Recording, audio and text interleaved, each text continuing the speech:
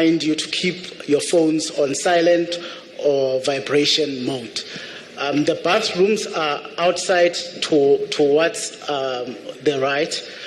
We have ushers outside who will assist you should you not be able to locate them.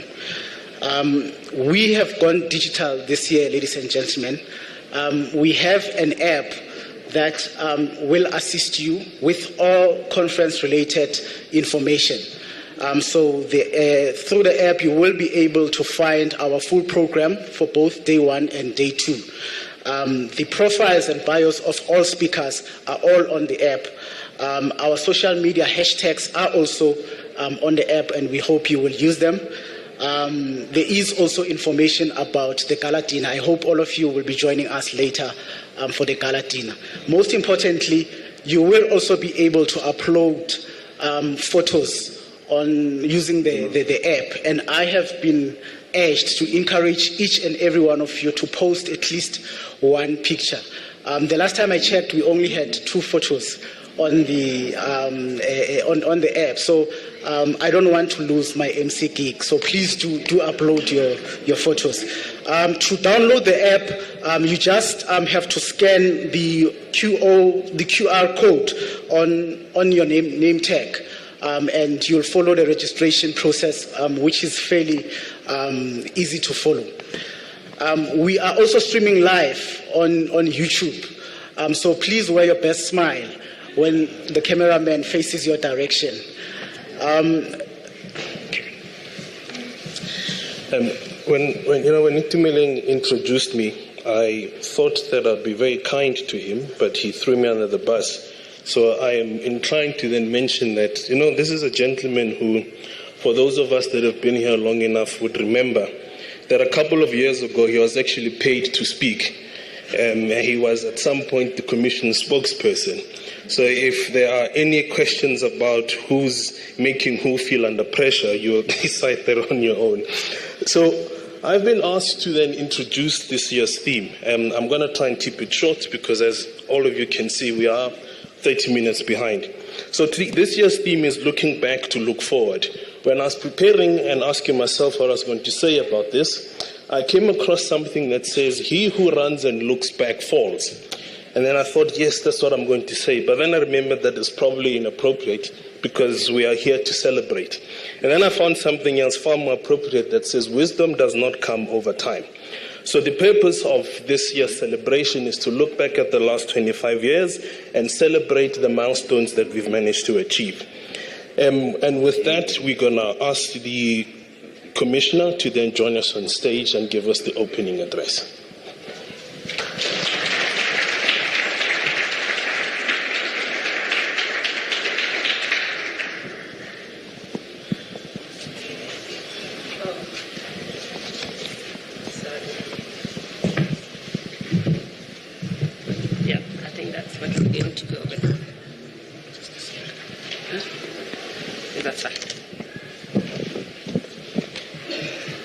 Good morning, everyone.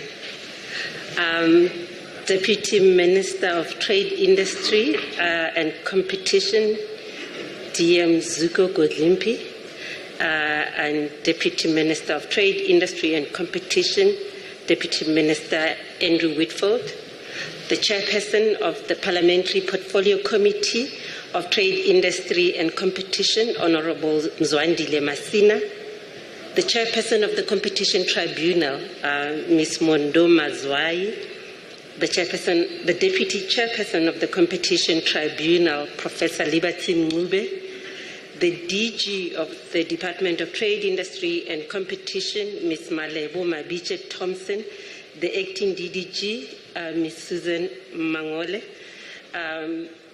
the heads of entities in the DTIC family who are here present and those that will be joining us, panelists and esteemed guests, the Deputy Commissioners of the Competition Commission, Mr. Hadin Rachisusu, Mr. James Hodge, and Mr.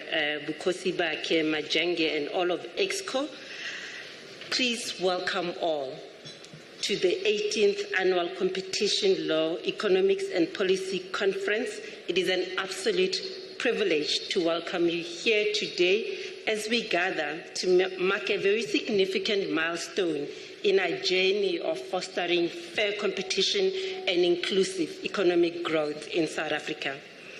Firstly, I would like to extend a warm welcome to our distinguished keynote speaker, Minister of Trade, Industry and Competition, Minister Parks Tau, who unfortunately could not be with us today, however, because of a state visit to China. However, he is represented here today by Deputy Minister Godlimpi. Deputy Minister, thank you for taking on the task.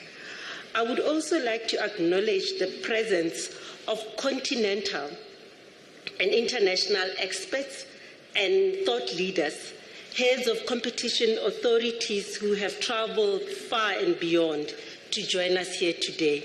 Your presence here, both physically and virtually, is a testament to your commitment to see competition agencies grow and improve and be effective. This year, as the program directors have told us, the theme of the conference invites us to reflect on a quarter of a century of achievements and challenges in competition enforcement. It is a celebration of 25 years of effective competition regulation with a view to promoting fair competition and driving an inclusive economic growth for all. As we look back, I think we want to celebrate the 25 years of competition regulation in South Africa. The 25 years of competition authorities that were established, they were established to carry out a significant mandate which is set out in the Competition Act. The competition authorities, as they came into force in 1999, they came in with an enormous challenge of building institutions and the jurisprudence around a new competition law that not only was located within a very different context to the more mature jurisdiction in the global north, but also within an act whose purpose was not just consumer welfare, but provided an equal weighting on welfare of workers and those who had been excluded from the economy by the laws of the previous regime. So whilst the institution could learn from precedents and procedures in other countries, they also needed to innovate, to develop the means to meet the broader mandate. The authorities have risen to this challenge, developing a reputation over years for the high quality of investigation and economic evidence, fiercely contested litigation with important victories that have established critical jurisprudence, along with the high quality of decisions at all levels of our courts, from the Competition Tribunal to the Competition Appeal Court, and at some point the Supreme Court of Appeal, and lastly, our apex court, the Constitutional Court. The institutions, both the Competition Commission and the Competition Tribunal and the Competition Appeal Court, are held in high regard globally, and an equal seating amongst the more mature jurisdiction in competition authority, despite the relatively short period of operation. The institutions have contributed to a more competitive and inclusive economy, despite the fact that enormous structural challenges remain given the economy that we inherited from the apartheid regime. The authorities have been vigilant in measure control, and this has prevented enormously concentration getting worse in these markets, whilst at the same time protecting workers from retrenchments and promoting a transformative agenda. A corporate leniency program and a strong cartel focus has largely dismantled the legacy of state-sponsored cartel thinking that infected most industry in the economy. Market conduct enforcement has consistently challenged the most powerful firms in the economy, to secure market access and prevent exclusion, enabling greater levels of participation over time. After being strengthened by the amendments that came into effect in 2019, conduct enforcement has become even more effective and capable of promoting a more inclusive market. I beg your pardon. Market inquiries have been highly successful as an ex-ante tool to improve competition across the economy and whole sectors, which is particularly beneficial in an economy as concentrated and inequitable as ours. Lastly, the Commission has meaningfully changed business conduct that has unnecessarily excluded many from the economy and restricted competition, and this it has done through a much more active and engaging advocacy function as stipulated in the Act. Advocacy has been effective in guiding the design of regulations and legislation by government to be more competitive, to allow for more competition in the economy. And this, we want to thank both institutions in ensuring that these mandates of the Act continue to be effective. South Africa has also played a crucial role in the global development of competition law, being one of the founding members of the International Competition Network, what we commonly refer to as the ICN, and until recently, the Secretariat of the African Competition Forum. This forum has been central in the development of capabilities across African agencies. South Africa has always been the voice for a public interest role for competition law, an outlier at first, but having led on an issue that sees increasing acceptance globally. Whilst we have convened to celebrate 25 years of competition authorities, institutions are built by people and shaped by communities in which they operate. It is those people and that community which we need to acknowledge at times like this. The success of these institutions is the product of the hard work, intelligence, and innovation of both past and present staff at the Competition Commission and the Competition Tribunal. It is to those staff that developed investigative and adjudicative procedures, applied their minds to the implementation of the Act, and fought hard to establish jurisprudence in a new area of law. Above all, it is the efforts of our staff that give the institution the impact that it needs to do.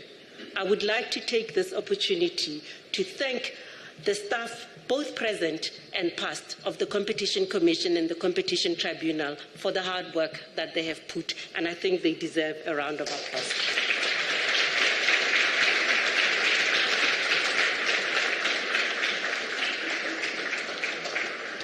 We should also not forget the environment and the role that competition law community surrounding this institution has played.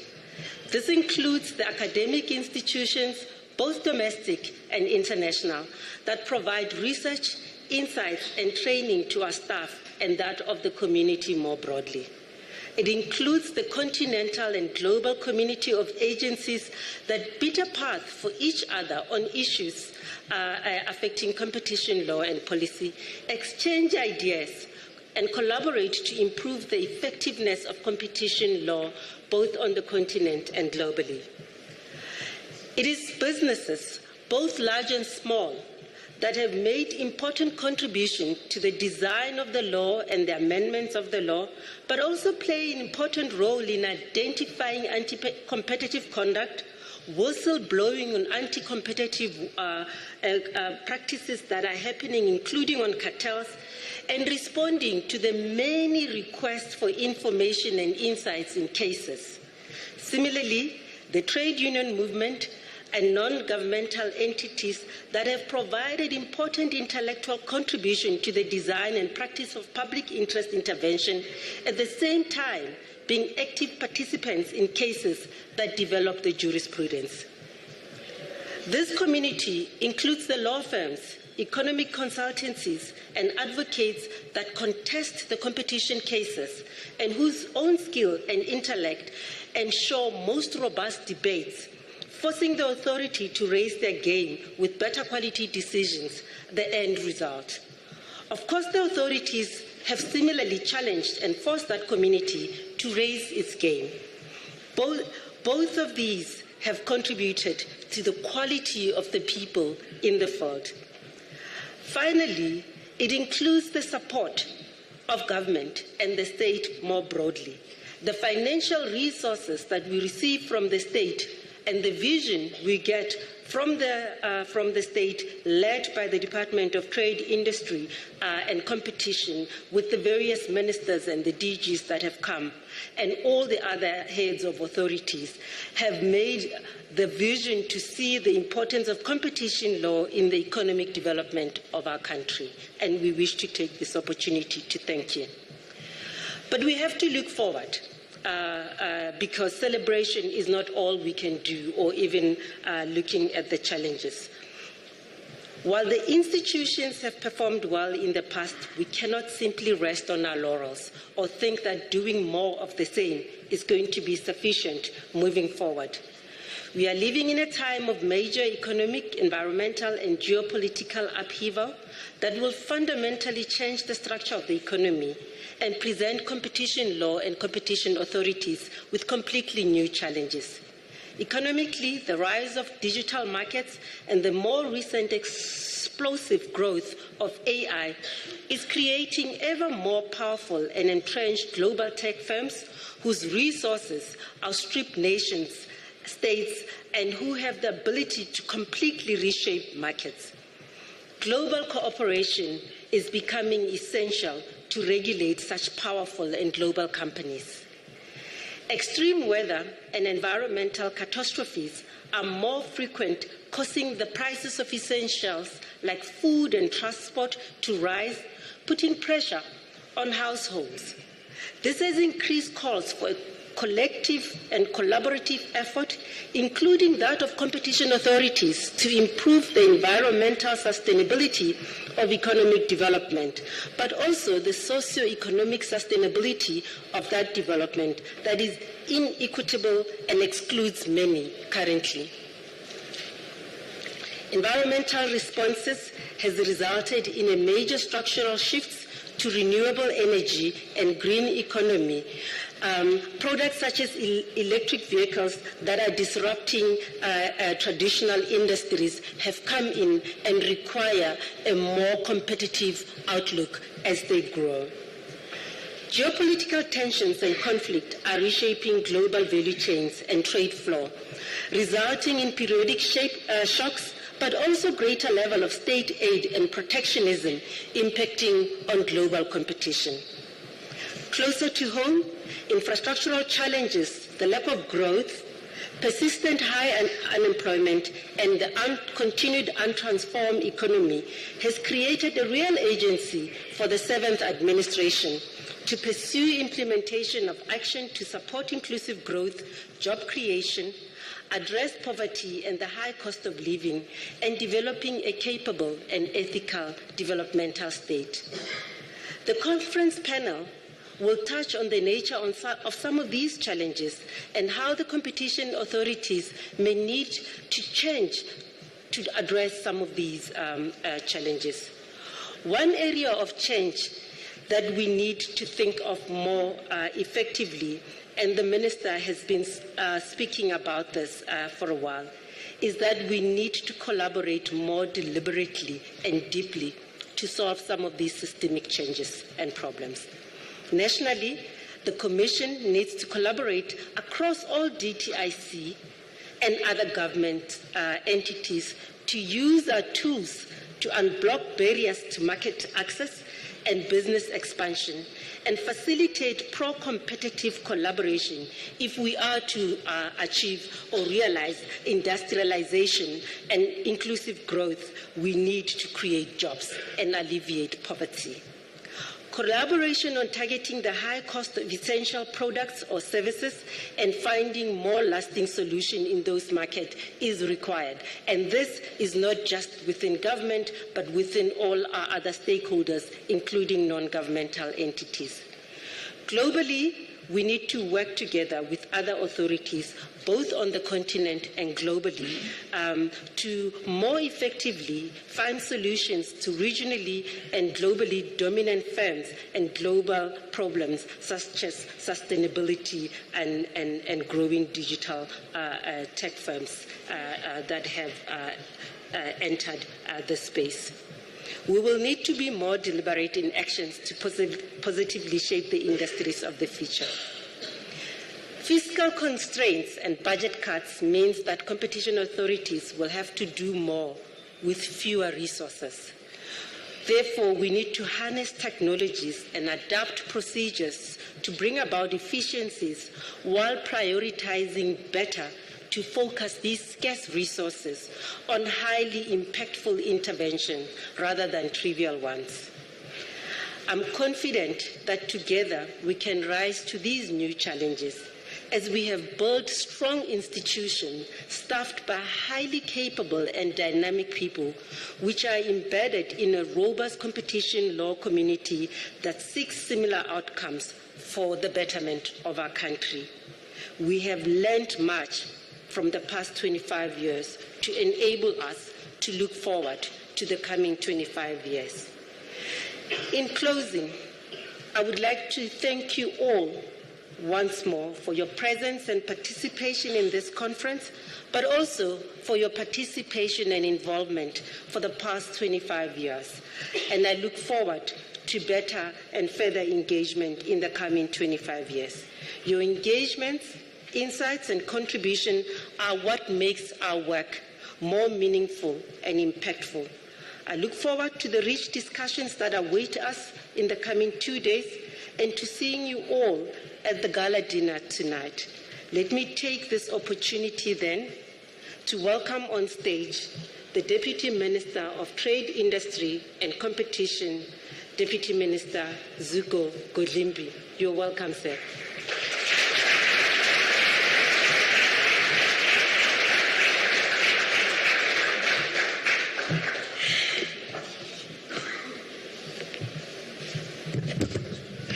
Trust me.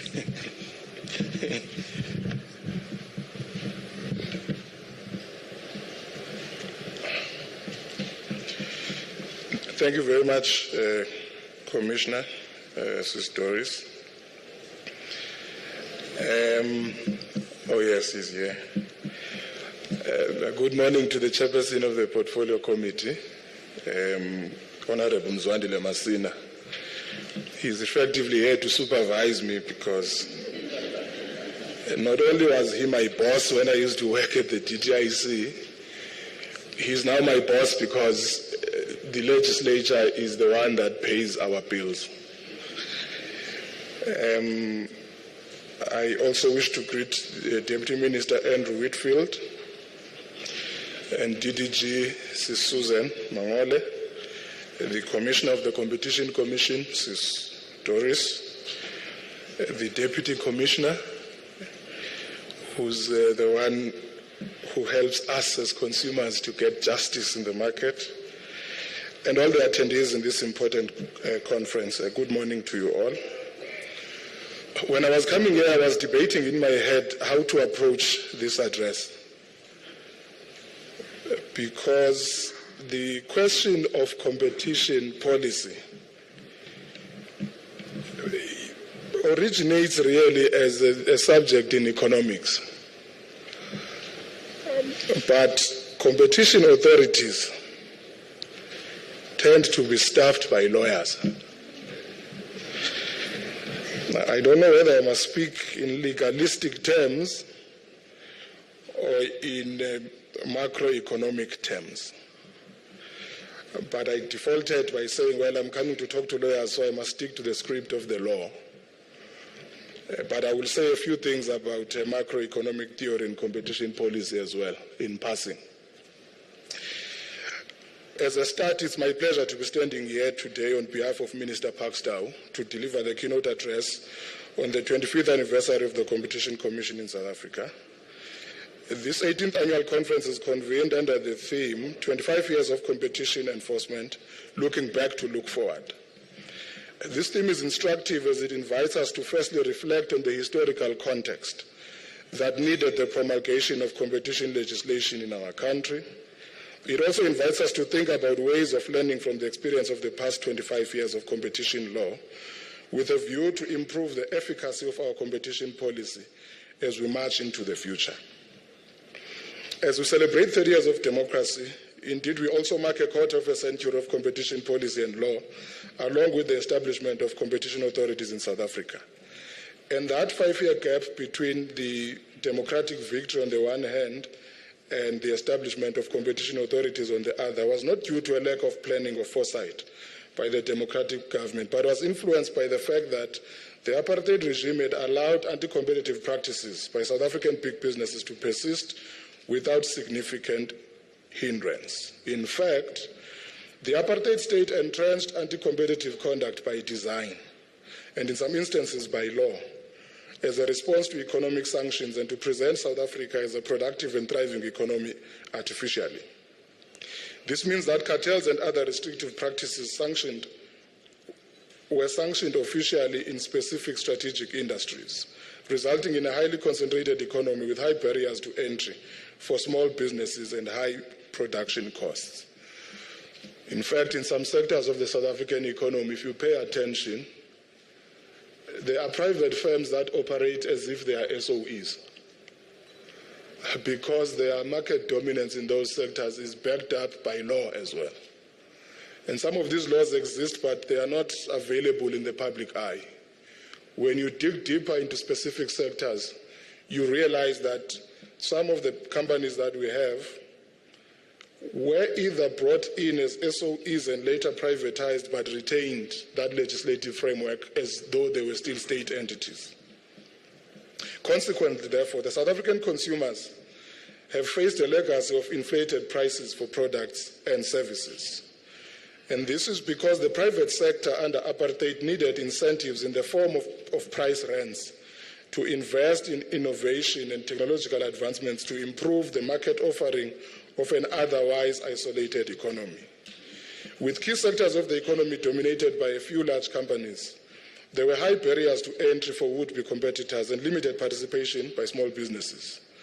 Naturally, this meant that fewer people could be absorbed into the labor market, with black people, particularly Africans, being the most affected by this economic enclosure.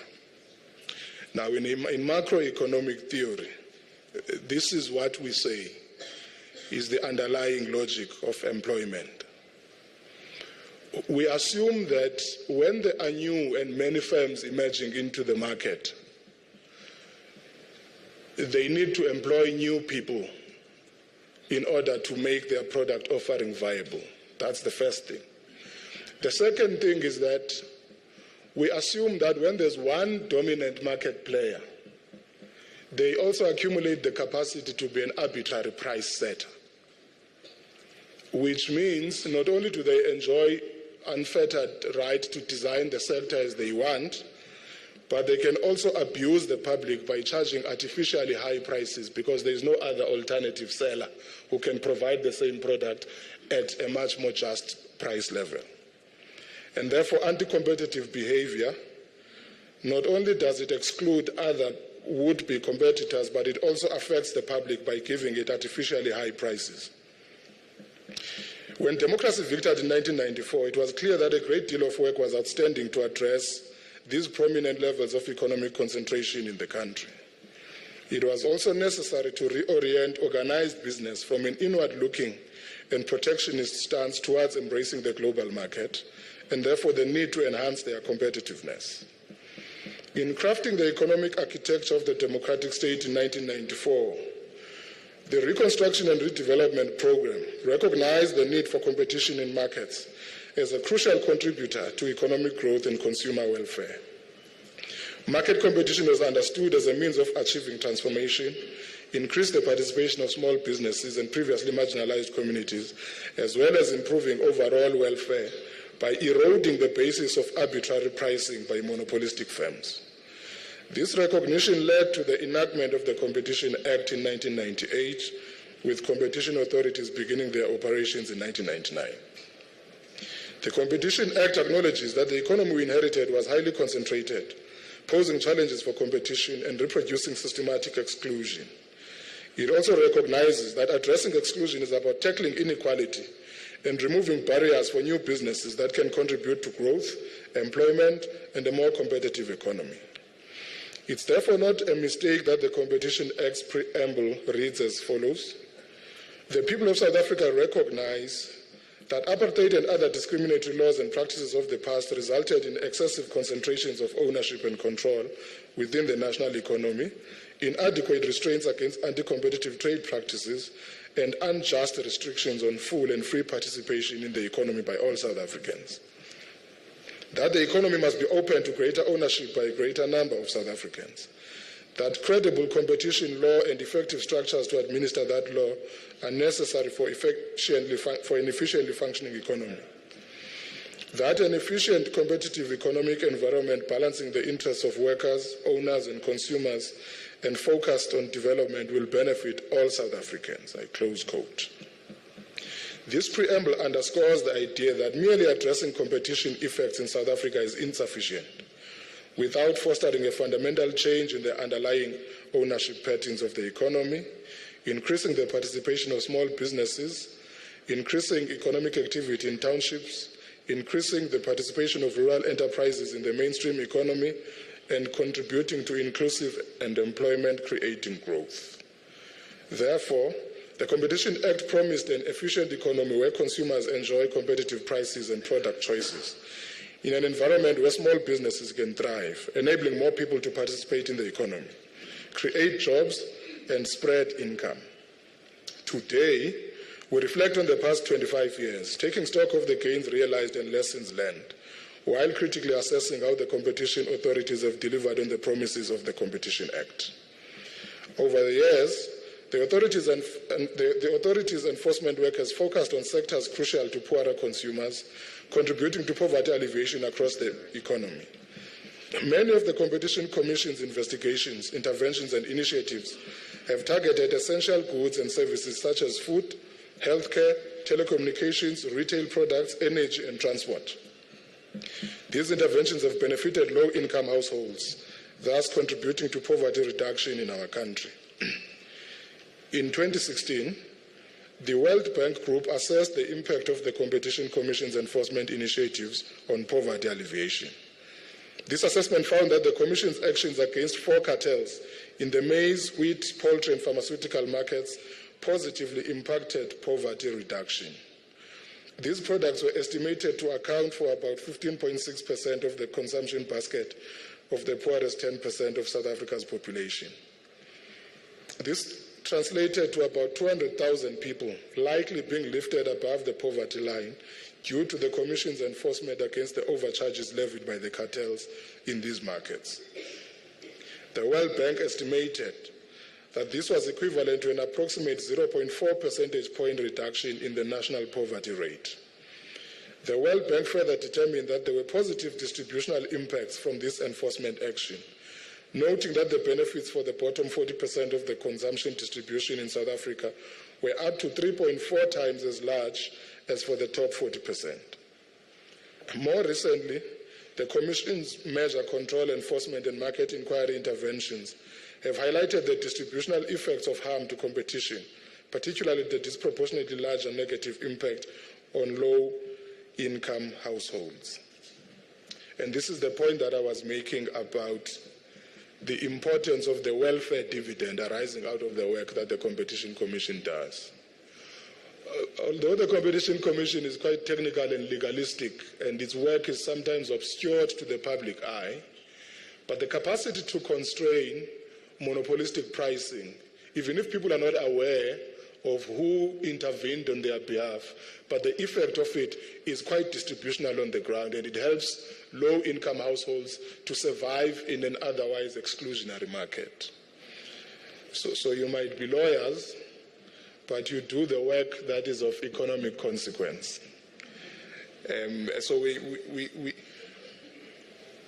need to have a discussion as part of this conference about how we expand the interventionist scope of the Competition Commission.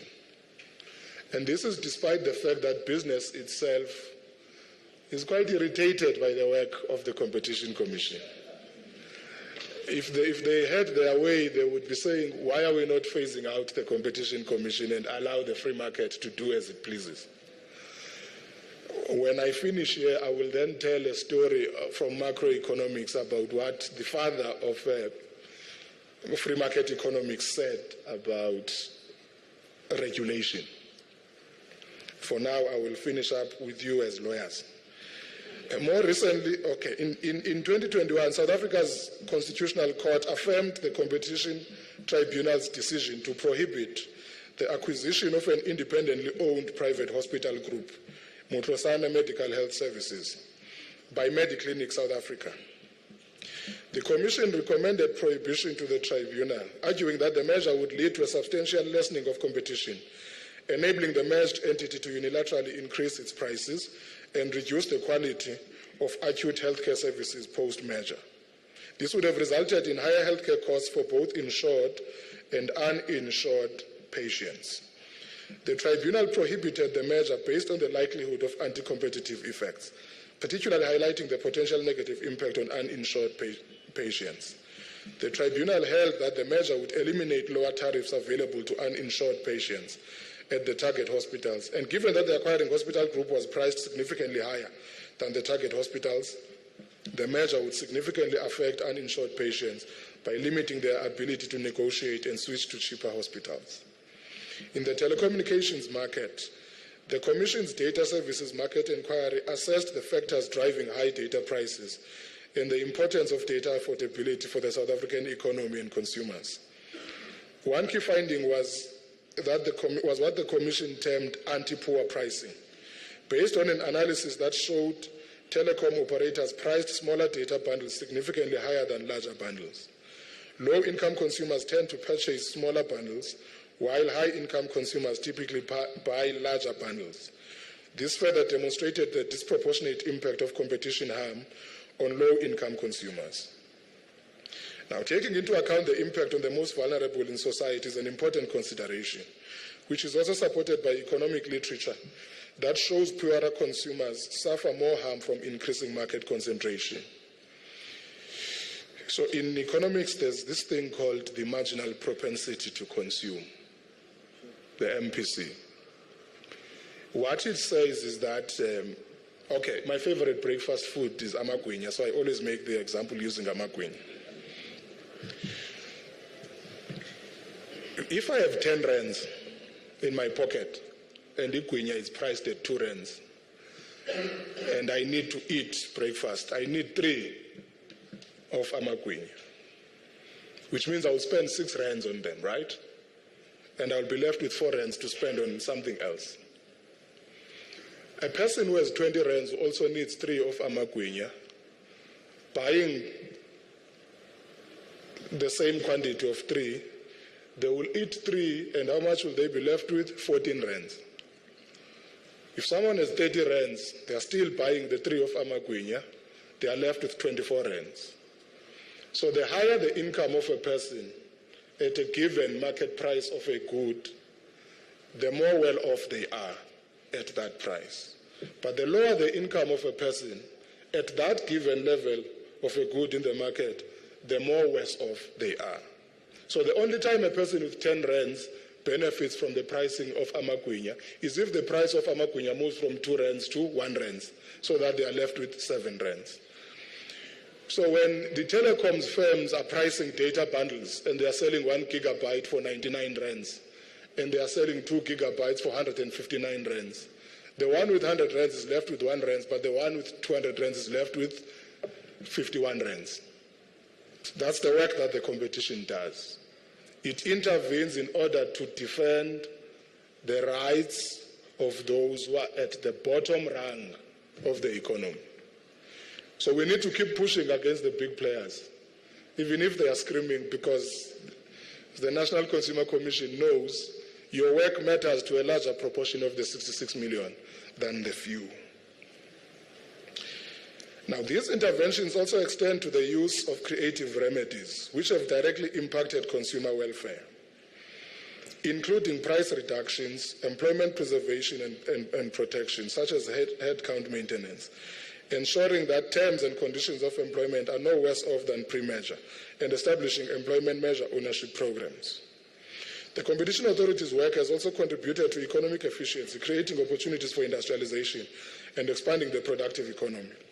This has largely been in the context of interventions in critical inputs for national infrastructure such as steel, pipes and cement, as well as intermediate input products like telecommunications and fertilizers, which are crucial for the industrialization of our economy. The authority's use of public interest remedies in measure control has facilitated new entry and increased participation, particularly by historically disadvantaged individuals in manufacturing and intermediate input industries. This has boosted productive capacity and promoted dynamic competition and vitality in these industrial markets. It is an important tool for contributing to both the industrialization and transformation of our economy. Now, one of the things we are discussing in the DTIC now is what I jokingly refer to as the wall-to-wall mandate work of the DTIC group of entities. The idea is that the Competition Commission need not sit and say there's anti-competitive behavior in that sector or by that firm. But it has to provide remedies that force those market actors to fulfill other mandates of our public policy interests, including transformation, including incubation of small business players where possible, so that not only do they stop what they are doing, but they also act in the public interest by improving the nature of the market and market outcomes. So the idea is that we need to have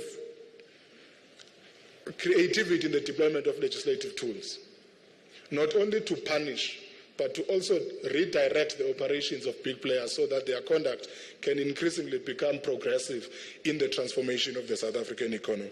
And the public interest remedies have been one of our most notable and commendable interventions in that regard. Some groundbreaking government interventions in merger reviews include the Walmart and Massmart case of 2011, the SAB Miller and TCCC of 2016, the SAB Miller and AB InBev in 2016, and the Rhone Capital and Fluidra in 2018, PepsiCo and Pioneer Food in 2020, and the ECP Africa Burger King 2021, which have covered protection of employment, localization commitments, support for black-owned SMMEs in supply chains, improving rights of spaza shop owners to stock competitor products, location of African head office in South Africa, and allocation of shares to workers. The innovative use of remedies by the competition authorities has mobilized resources and actions that directly contribute to opening opportunities and resources for small businesses in markets. A key aspect has been the use of supplier development funds and localization commitments. So we basically rely on the Competition Commission to achieve some of our BEE Commission work. We hit them on this side to close the gap on the other.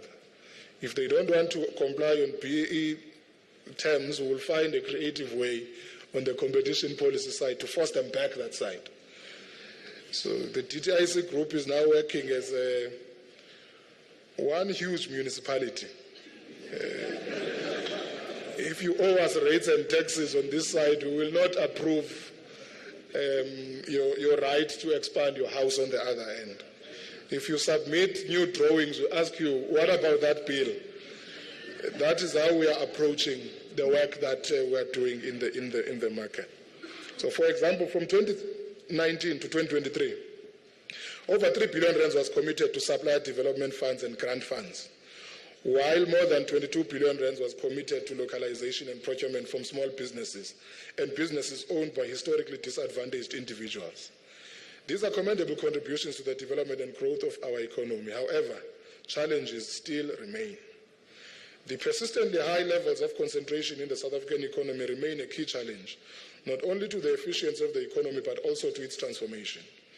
The impact of an inefficient market characterized by high concentration is particularly concerning, as this is associated with exploitative pricing, as evidenced by the higher margins realized by firms in such concentrated markets, and imposing structural constraints on growth. This also has implications for the cost of living for most of our people, especially the most vulnerable among us, an issue that requires urgent attention. The President of the Republic, in his opening of Parliament address in July, outlined the 3 strategic priorities of the 7th administration. The first is to drive inclusive growth and job creation. The second is to reduce poverty and tackle the high cost of living. The third is about building a capable, ethical, and developmental state. I should make a point about how these things are related. The point has already been made that inclusive growth and job creation is best realized when you have a high number of new firms entering the market. You are not likely to achieve high economic growth if you are relying on the same number of firms that have existed before. The second one is that reducing poverty and tackling the high cost of living is a function of pricing in the market. When we talk about inflation and its impact on the cost of living in South Africa, we are essentially talking about the pricing mechanisms in the economy. Now, of course, there are a wide range of issues that are related to this, including public sector price-setting institutions. The price of electricity, the price of water, the tariffs on rail infrastructure, and that's the work that we're doing on our side. But there's also the collusive behavior that some market players also participate in. For instance, in my other life, when I wear a different cap, I usually ask this thing. When business comes to us and says they are raising prices because of load shedding and rail, this and that, once we sort out load shedding and the problems of Transnet, are they going to be prepared to drop prices? Now, the problem is that they complain about the binding constraints that lead to price hikes. Once we remove them, they leave the prices where they are.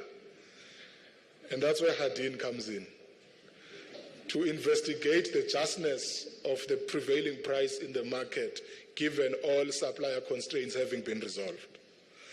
If we don't tackle that work, which is the forte of the Competition Commission, we will not be able to sustainably deal with the high cost of living. Building a capable and ethical and developmental state, I know that the focal point is usually about corruption. That's correct.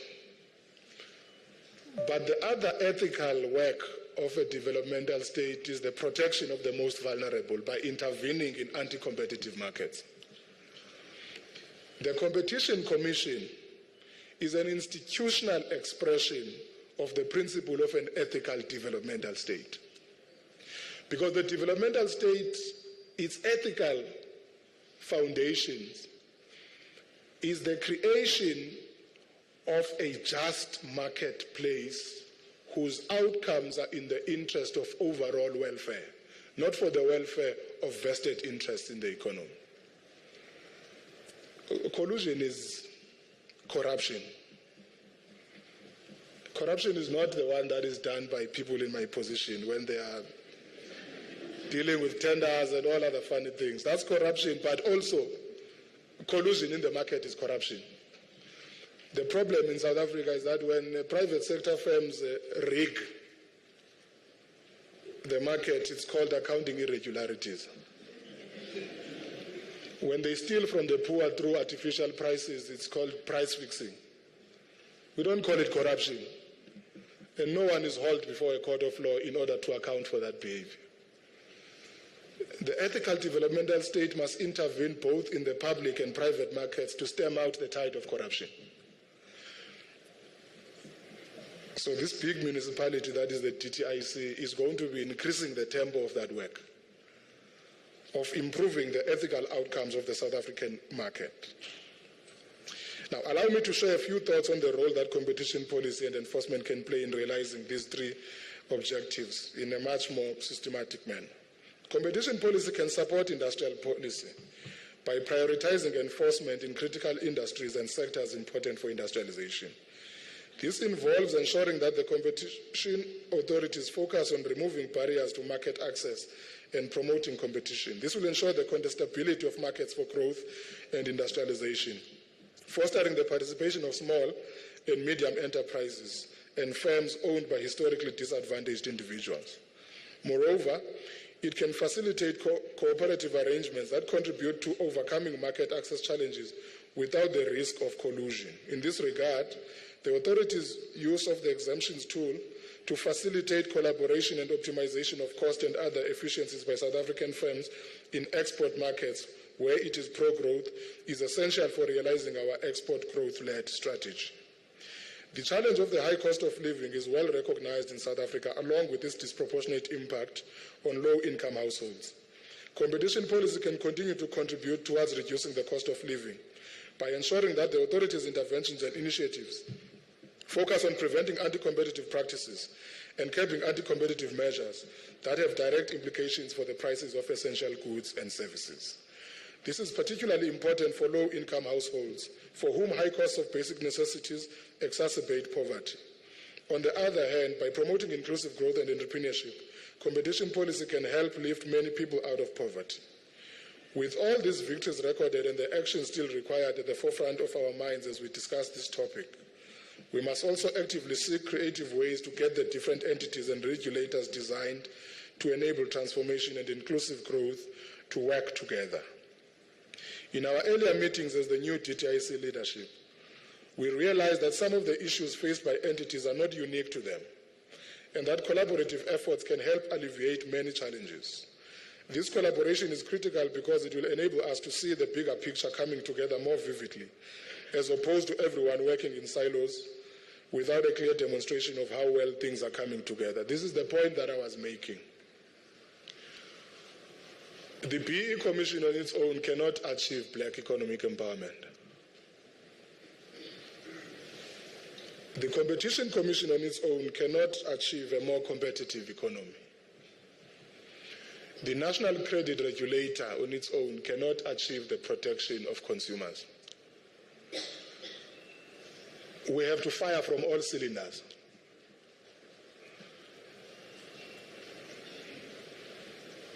We need to arrive at a point where we use one instrument to lay the foundation for the coming in of another instrument. And where one instrument is falling short because of whatever reason, the other one must pick up so that the impact is comprehensive. If you're a competition commission practitioner, you are probably going to be looking essentially at anti-competitive behavior things. That's your entry point to this thing. And you intervene, of course, because that's the work that you want to do. But there are elements of that anti-competitive behavior that can be better realized from the insights of the National Credit Regulator.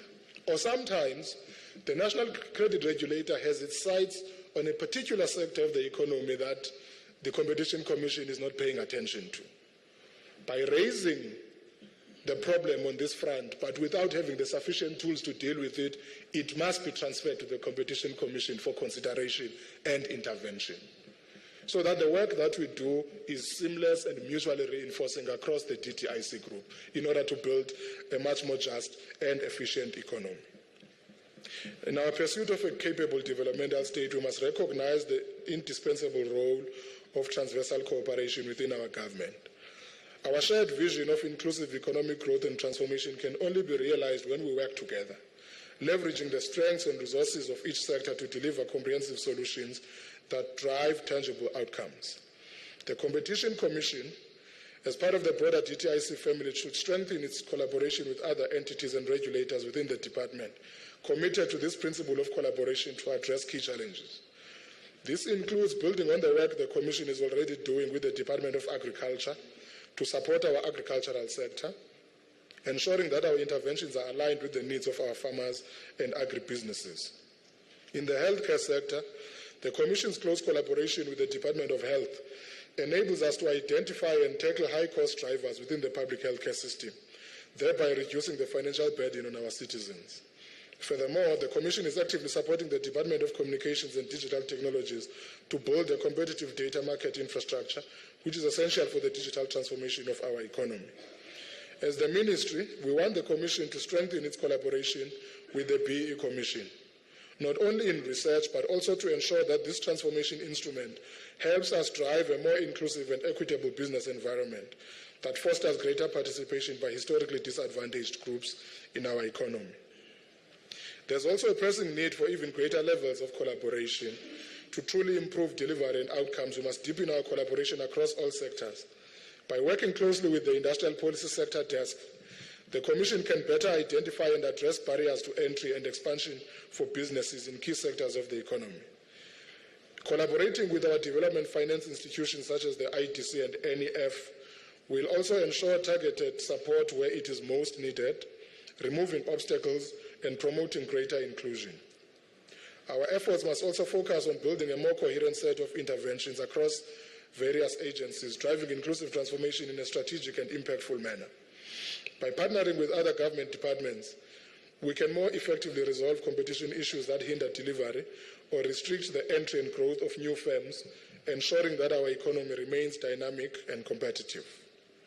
As part of fostering an all-society approach, the Competition Commission will also be introducing non-binding advisory opinions regulations.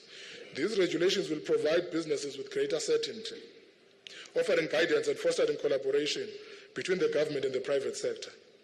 By clarifying our regulatory intentions, we aim to create a more predictable environment where businesses can thrive, confident in the support and direction provided by the state.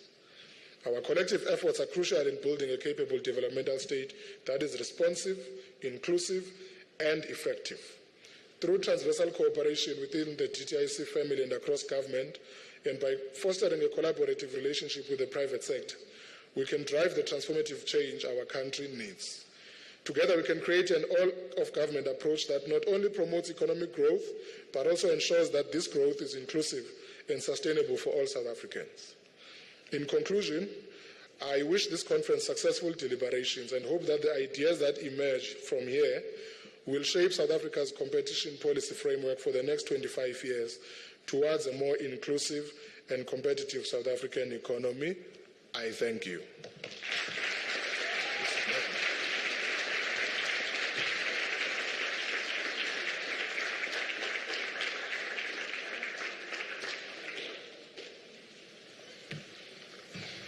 Thank you very much, Deputy Minister. Itumeleng and I have the unenviable task of trying to claw back 30 minutes, so I shan't waste a lot of time.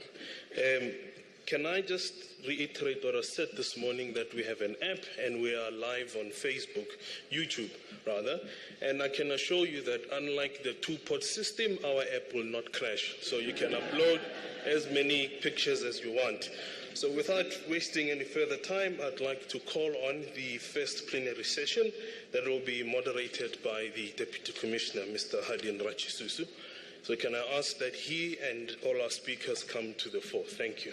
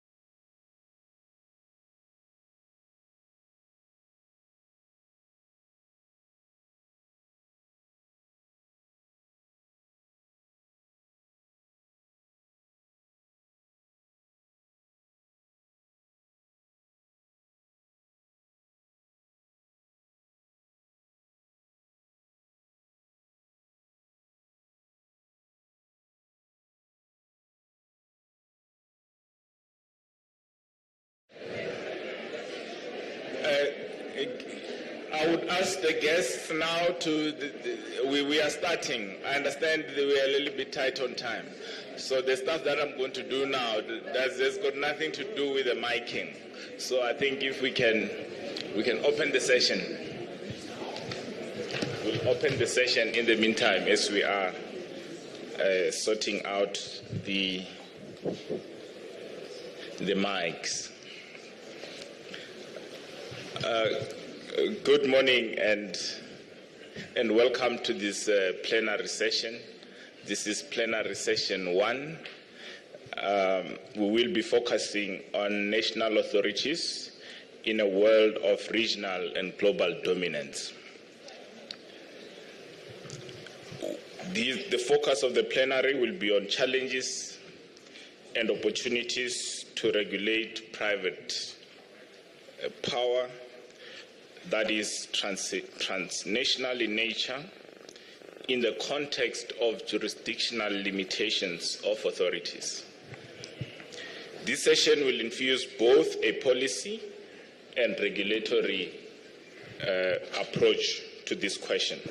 And I do have panel members here who will deal with this question in more detail. But I've not repeated what's on the program, so you can look at the program panel plenary 1. It's described more there in detail. So I am Hardin Rachisusu, Deputy Commissioner at the Competition Commission of South Africa, and someone is looking at me right there that don't say that, just keep it there. So I keep it here, right there. I'm keeping it here. So I have with me a distinguished panel. I'm sure you're going to find what we're going to share with you today quite enriching, following the opening address by the Commissioner and DM Godlimpi's keynote. So with me I have Susan Mangole, who is acting Deputy Director General for the Incentives Branch, as well as the Transformation and Competition Policy Branch at the Department of Trade, Industry and Competition. She currently serves as Non-Executive Director on the boards of the Industrial Development Corporation, Richards Bay Industrial Development Zone, and Tshwane Automotive Special Economic Zone. Ms. Mangole has over 2 decades of experience in the public sector with a successful track record in fund management, funding legislation, particularly public finance, policy development and implementation. So welcome, Susan, and thanks for making the time. I have Tshidiso Matuna. His biography is very, very long. It's extremely long. But when we were doing a prep for this, I said, but you were once a CEO at ESCOM. So that needs to be mentioned. But there was no load shedding when you were there. So that's the main thing. So Tshidiso is currently Commissioner of the BEE Commission. He's been Director General of the Department of Trade, Industry and Competition for many years. He's been our ambassador to the WTO. He's been in the Planning Commission, and he has held many other roles. So I'll keep it brief there for Tshidiso. And Antonio Andrioni, he just landed now, so I hope we'll be kind to you, Andrioni, so we'll extend a bit of time because you really took your time to be here with us today, so thank you very much. Antonio is Professor of Development Economics at the Department of Economics of SOS University of London and co-director of the SOS Center for Sustainable Structural Transformation. He is Distinguished Visiting Professor as the South African Research Chair in Industrial Development of the University of Johannesburg and Honorary Professor at the Institute for Innovation and Public Purpose, University College London. At SOS, Antonio is also Deputy Dean for Research and Knowledge Exchange for the College of Development, Economics and Finance. For over 15 years, Antonio has advised several international organizations, including UNIDO, UNCTAD, ILO, UNDP, you can name them. It's a lot. The list here is very long. And I have Wangombe Kariuki. He's no stranger to this conference, so I'll give him like a one line. He's former Director General of the Competition Authority of Kenya. He's the founding head of the authority. He's the founding chair of the African Competition Forum. He is also with Bowmans, and he is advising many other competition authorities. And I think when we called him, he was in Eswatini. So he said he'll come from Eswatini, and I believe he's doing some great work there. And I have Derek Lotter, who is the co-head of the Bowmans competition practice and leads a team of lawyers across South Africa, Kenya, Mauritius, Tanzania, and Zambia. Derek is a competition law specialist and is known to all of us with his experience. So this is our panel to try dissect this question. So hopefully we will give you something by the time we finish.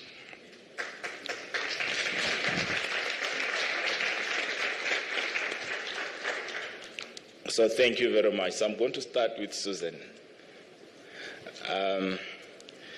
And for my panelists, I will observe all protocol on their behalf. So I know Susan may want to acknowledge everybody, including everybody who is here. So I'm acknowledging all protocol on your behalf. All protocol observed. Now, Susan, I have a question for you.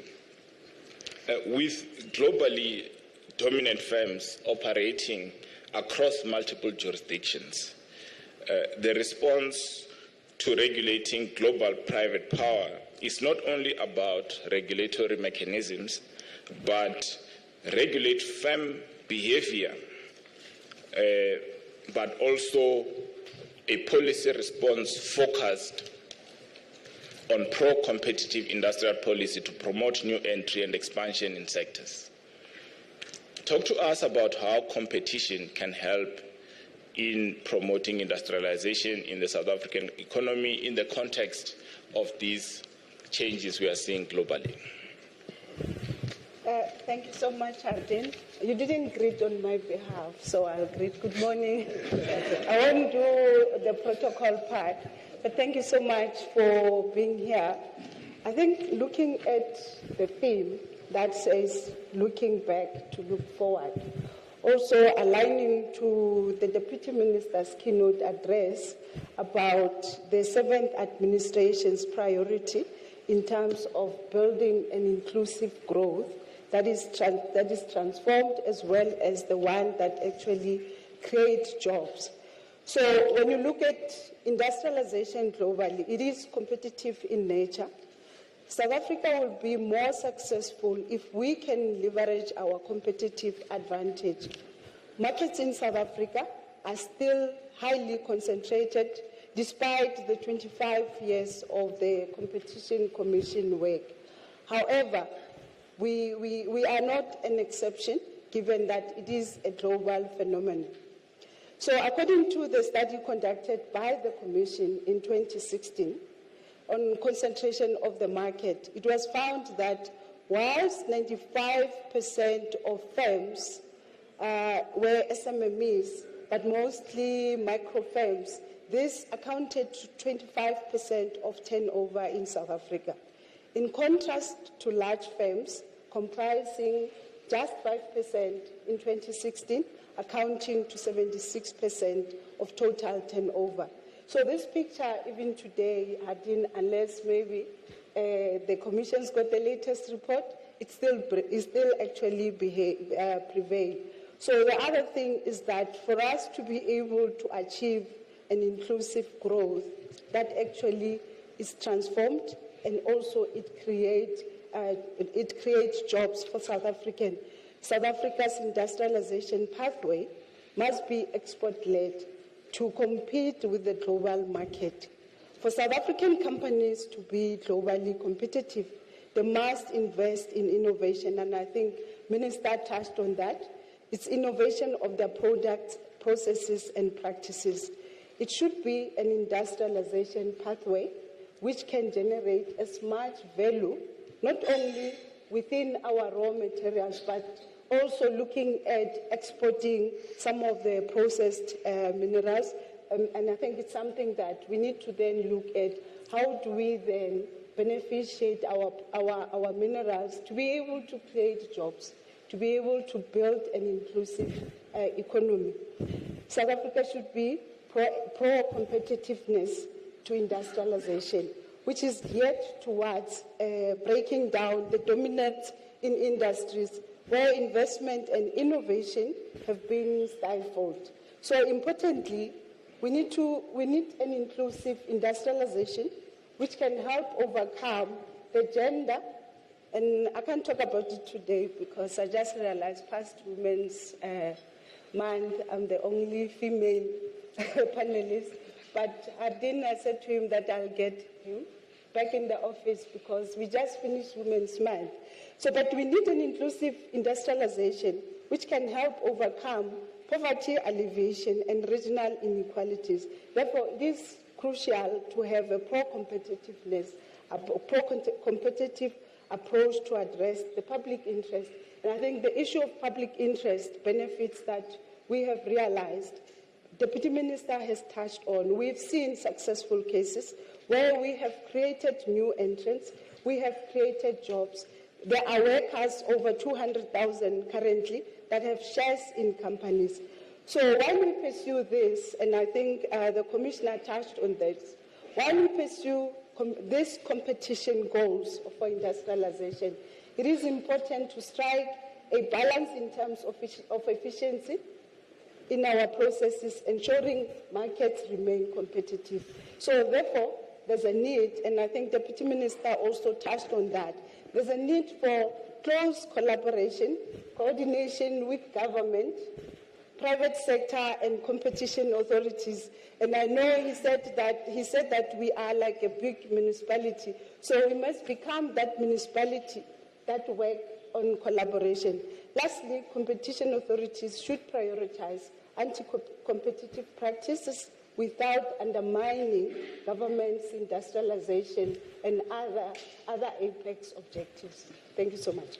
No, thank you, Susan, for that. In fact, you are really articulating this wall-to-wall approach, right? That is global private power, but it needs multiple instruments to tackle this, right? Not just through one instrument. Now I'll go to Sediso.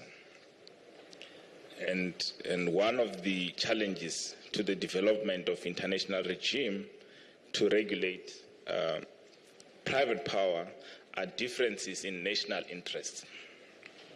For example, South Africa's socio-political context necessitates that transformation be an imperative in growing the economy. In the absence of such a worldwide regime, competition between authorities, both within and across jurisdictions, become even more important. You have called for a policy ecosystem approach that requires closer coordination between agencies of government in dealing with national imperatives such as transformation and diversifying economic participation. Can you share more insights on this? Well, thank you, Program Director, and again, quick greetings and acknowledging everybody in the room in all your esteem. So I believe that all regimes, all sovereignties across the globe, at some level, we do have shared values.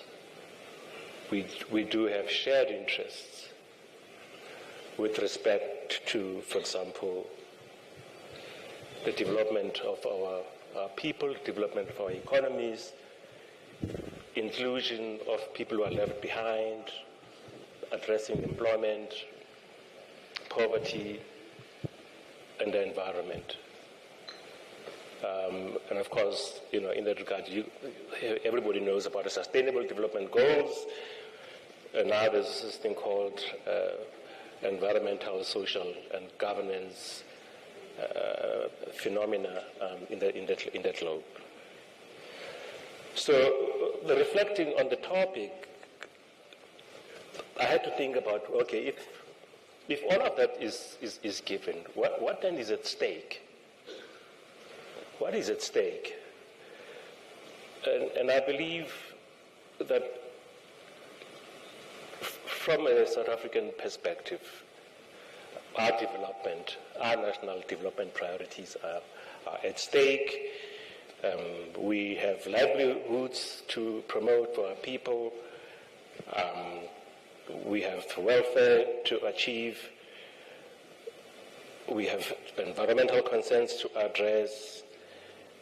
And all of these are primarily the responsibilities of a government at a national level. They are responsibilities of a government. So if that's the case, is globalization therefore a good thing? That's the question, and it's a question we've pondered for a very long time. At the onset of our democracy, we were both willing to embrace globalization. We reintegrated into the world when globalization was underway, as it were.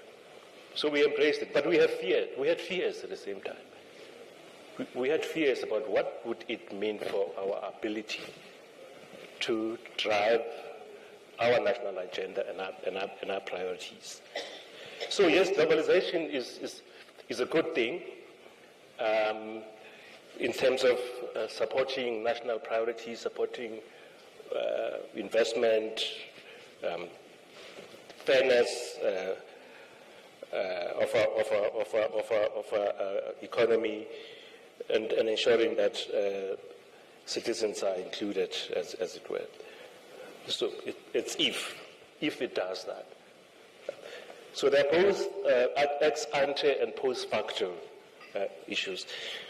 The evidence, however, shows that globalization, at least the last time I checked, globalization has outpaced the rate of convergence in terms of development between advanced and developing countries, and outpaced even the convergence within economies of addressing equality in terms of the well-to-do and the poor.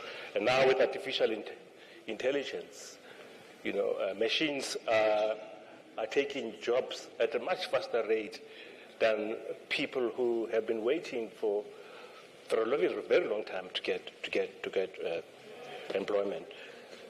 So, unfettered and rampant globalization, I don't think is good, and I don't think it's good in the long run for everybody, even for those where it originates, which is typically in the global north. So it boils down to how to manage and control globalization to positive effects for economies and citizens, ensuring that it supports development and national efforts, that it narrows divisions and does not widen them. Now, because globalization defies national borders, ideally the locus of the control must be, should be at a global level through multilateral instruments, absolutely. But this is by no means about shutting down local, national authorities or usurping the national management and control. So this is about a long way of bringing back the issue of sovereignty. The sovereignty, which is important because only sovereignty knows the local issues, local priorities, which, as I said, are articulated in the National Development Plan. But moreover, because there's an element of complexity that's entailed here, it does imply even more capable and strong national authorities, more capable and strong sovereignty, with the sophistication and intelligence of managing this complexity. I think in South Africa, our national authorities have advanced a long way, around the path of capacity, capability, and sophistication in managing competition globally. And I just want to highlight something. I think it was referred to in the opening speech of the Commissioner and perhaps in the Deputy Ministers, this notion of public interest, which is very helpful for us because for us it is the mediator between our national concerns and priorities and global issues around managing and controlling globalization. So we are in a position of strength to push for greater global management and control of competition, if not through binding instruments, because perhaps we're still a bit far, from achieving full-blown global legal instruments, at least through collaboration, through exchanges, and through best practice and shared principles, which are the issues that I spoke about at the beginning. Shared principles, shared values. I believe we have the necessary pedigree, we have the diplomatic capital, and to move the needle a bit on these issues. Thank you. All right. Thank you, Sidiso, for that.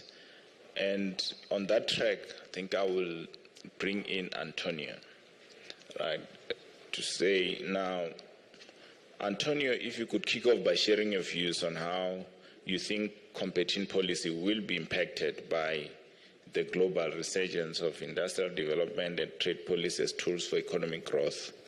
And in your response, you can draw from your observations in the work you have been doing in the EU and other countries, as well as what kind of responses should we be thinking about. Thanks for the opportunity to share some thoughts here. I would like to start from reflecting on what are the sources of these rising powerful players globally, because I think it's foundational to understand how competition, industrial policy, all these instruments, and I think we are aware of how digitalization and platformization of the economy is fundamentally changing business models, and this is becoming even more so when platforms become the main route to markets and highly integrated with value chains. So traditional problems of concentration now become compounded by these new business models, these new technologies, and the power of this platform to do not simply use traditional mechanism of power, but as actually becoming market rule shapers in different sectors value chain. And so this, in a sense, compound the problem, create this double pressure, because you are having now pressure towards the markets and the traditional pressure upstreams in root industries and input industries remain also very high. These kind of problems are not simply in the space of digitalization. I mean, there is an increasing concern that when we look at the energy transition and the need to restructure the energy sector, we are going to experience a similar type of network effects, concentration problems. And it's still not very clear how markets which are going to be, energy markets that are going to be relying mainly on renewables, and some capacity attached to that, some base load of that, how they are going to be really regulated. So what I'm trying to say here is that we are seeing how all these new changes are fundamentally creating conditions for more concentration or more power, and at the same time, many of these changes are also partially fed by the fact that we have been seeing a resurgence of industrial policy of a type that is actually, if you want, in some cases, more mercantilist in the traditional sense. Many countries have been rushing to adopt a number of instruments. I've been working in the Commission last year, and you could see the almost panic, right, in enacting a number of CHIPS Act, Critical Mineral Acts, and several types of instruments which were responsive to a changing global setting environment. And in this context, what is interesting is that the discussion on competition policy and industrial policy sort of start getting an interesting connection. On the one hand, the argument has been that industrial policy should be informed, inspired more by competition policy issues, because in a sense, if we lose that, we lose also the, if you want, the potential beneficial outcome of industrial policy. And I think there is lots of truth into that. Ultimately, of course, industrial policy in many areas reduce, constrain competition. But I would like to flip the argument the other way around, and thinking about also how industrial policy principles can actually help informing new ways of thinking about competition policy, following what the creativity that in the opening remarks were put forward as a challenge and the need for coordination. Now, if we think about when industrial policy worked, fundamentally they've never been against competition.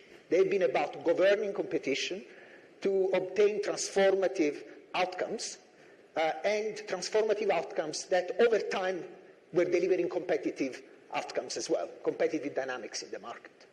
Now, from this perspective, you start seeing how actually, especially now when industrial policy are very much connected to the introduction of conditionality related or not to the specific activities or the specific grants, subsidies, and so on, competition policy can play an important role if it's thought from the perspective of how industrial policy is trying to reshape industry's markets and is trying to achieve dynamically these transformative effects.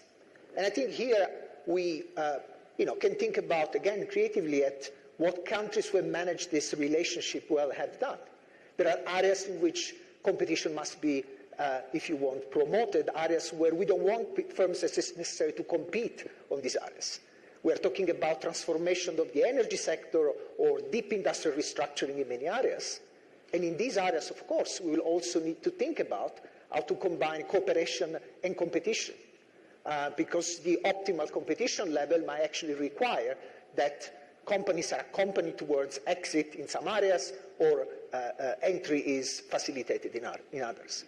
So I think this is where, with Simon Roberts and others, we've been talking about a regulatory entrepreneurial state, the need to think about how these two important streams of policies needs to join up to achieve that kind of structural transformation that is so dramatically needed, especially in countries like South Africa, where, going back to the first point that were made, there is huge opportunities for reindustrialization. There is unique opportunity to actually leverage a green competitive advantage in many areas.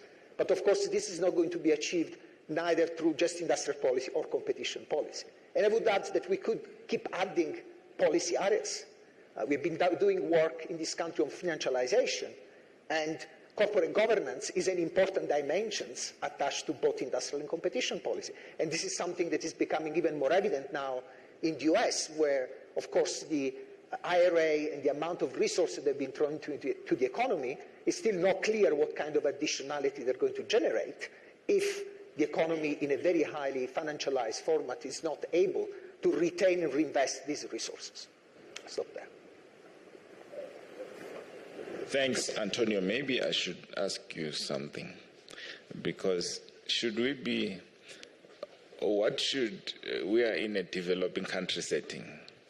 Should we be defensive or offensive? So I'm trying to see how should we respond? Should we respond by way of regulation alone, or should we put in place some measures that could then counter that kind of power we see?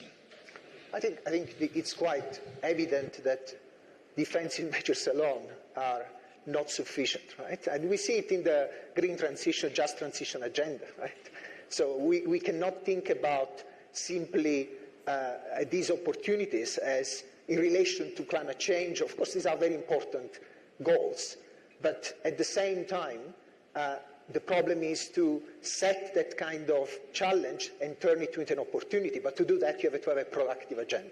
And a proactive agenda require, starting from the priorities and the specific opportunities that countries like South Africa and many countries in the continent have, to set up a different type of conversation. And this different type of conversation will require, of course, shaping the markets in a way that make them ready to, from a regulatory point of view, from a competitive point of view, able to engage with these new technologies, with these new opportunities in the market. Thanks, Antonio. Let me move on to Wangombe, because we have trying to have the policy type academic discussion, and then from the person who enforced competition. So another important consideration in this question of regulating global private power are the capabilities and limitations of national authorities, national regulatory and policy oversight broadly. Talk to us about some of your observations regarding national agencies, globally dominant firms, and how all of these interfaces with policy. Thank you. Thank you, Adine. And before I start making my intervention, is that I'll be clear, I'm a supporter of English Premier League. I follow it, but every week I follow one team. This week I'm following Liverpool.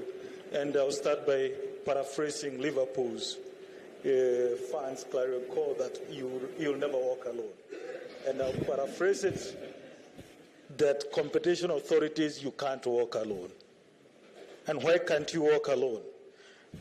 Sometimes back in April this year, I was watching the Daily Show where my friend Lena Khan was being interviewed. And she indicated she has a staff capacity of 1,800 with 25 data technologists. And she said they are very small compared to Apple company. And from that time, I started remembering my sister Doris and my brother Willard in my prayers every day. You know, with a staff capacity of 1,800 and 25 data technologists, they are still small. I got further interested with the numbers, and as per this Monday, Apple's market capitalization, it's at 3.48 USD trillion, and ACFTA GDP member states, it's at 3.4 trillion USD at par. COMESA, it's at 1 trillion, hopefully to reach 3.4 trillion in 2043. And these are the regulators who are supposed to regulate these big platforms. There's a situation the national competition agencies are in. And it's true, and I'm happy that OECD has recognized that in one of its working papers, although outdated in 2019. It is said that concentration has increased by about 5%, and also the profit markups have increased by about 7%, and innovation has decreased in the last 20 years.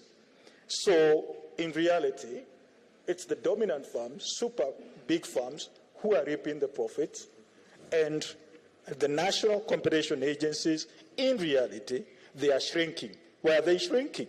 The macroeconomic distress, debt distress facing the national economies has resorted to decrease resources to national competition agencies, not only in terms of their budget, but also, Sendiso, I want to contradict you in terms of skills. You know, hiring data technologists, it's expensive, and I am happy that the Deputy Minister said that we need to collaborate and cooperate as competition agencies. They need, sorry, I'm still in those ages, they still need to cooperate. But the question which is not being answered is how to make that collaboration and cooperation work. Because for sure is that at local level, MOUs have failed.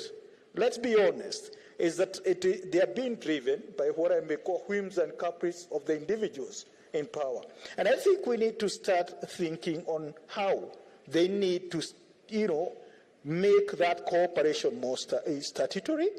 Why can't we amend the laws and maybe create committees within creation of committees? And I'm happy you have such a proactive minister. Maybe under the Competition Act, the minister, through the advice of the Competition Commission of South Africa, shall create a multi-agency committee, which shall be reporting to Parliament on quarterly basis in regard to how they are cooperating and attending to such challenges. Why is cooperation necessary? Why can't you work alone? Because the Commission, even at national competition agencies across the region, the act of commission or omission of one competition agency affects markets in South Africa. Look at what, let's say like in potash. We know that it has been disrupted somewhere in the world due to tensions, but also is that there's a merger which occurred in one of the biggest producers in the world. There's a merger of two big producers, and they export to less developed countries and developing countries, and that makes the cost of fertilizer in these countries to be expensive. So if at all there was cooperation that we could be able to inform such kind of mergers, our effectiveness, and when I say our, as national competition agencies, cannot be queried because that merger could have been handled at that level. Then also is that national competition agencies, they are dealing with dominance which is being created outside. Kenya last week, there was an entry of a telecommunication industry. It has disrupted the traditional monopolies. The traditional monopoly is making noise. And this entrant is not fixable, doesn't have an office maybe. How can competition agencies deal with such situations? Also in terms of disruption of markets, and Antonio has talked about it, in regard to digitization of the economy. Right now, payments in Kenya, it's on mobile phone. Mobile phone is regulated by the Competition Commission of Authority. Money which moves along that mobile phone is regulated by the Central Bank of Kenya, and the competition among the MNOs is regulated by Competition Authority, and then the data which inflows there is regulated by the Office of Data Protection. This is where we need a multi-agency approach, interfacing, if at all we are going to have optimal regulation of these upcoming markets. I think also is that we need to deal with market inquiries more. I appreciate what South Africa has done because I have seen what I may call metamorphosis of the market inquiries. From the first time it was voluntary process, that secondly it went to the second step that you have to provide information. South Africa has gone to the other level that we can have commitment decisions, and then there's another level that the explainability rules. You give me information and explain to me. Why am I saying market inquiries? Market inquiries is a way of cooperating with the regulated, because we have moved from regulating what we know to regulating what we don't know. And we are doing all this for our market. If we rush into coming up with laws where we have not cooperated even with the regulated, we will not achieve, we will forego the benefits which come with this kind of cooperation. Let me stop there for now. Thanks, Wangombe, for that, because maybe we'll just proceed on that, tone of cooperation. But since you brought Liverpool, just don't say too much about football in South Africa because the Kaizer Chiefs supporters will block you. But there are a lot of Orlando Pirates supporters also, and many others. So, but on the collaboration issue, and always when we're speaking to know if it's Derek, it's another lawyer, I say, assume there's no one here. So just speak freely. There are no clients, there's no one here. So it's just you and I, it's just us talking. It's just us talking. So given your work across the continent, representing various private parties, can you share your experiences and observations regarding collaboration among African competition regulators, and also touch on the question of regulatory harmonization? Well, firstly, thank you very much for this opportunity to talk on this panel. And compliments to the Commission for 25 years.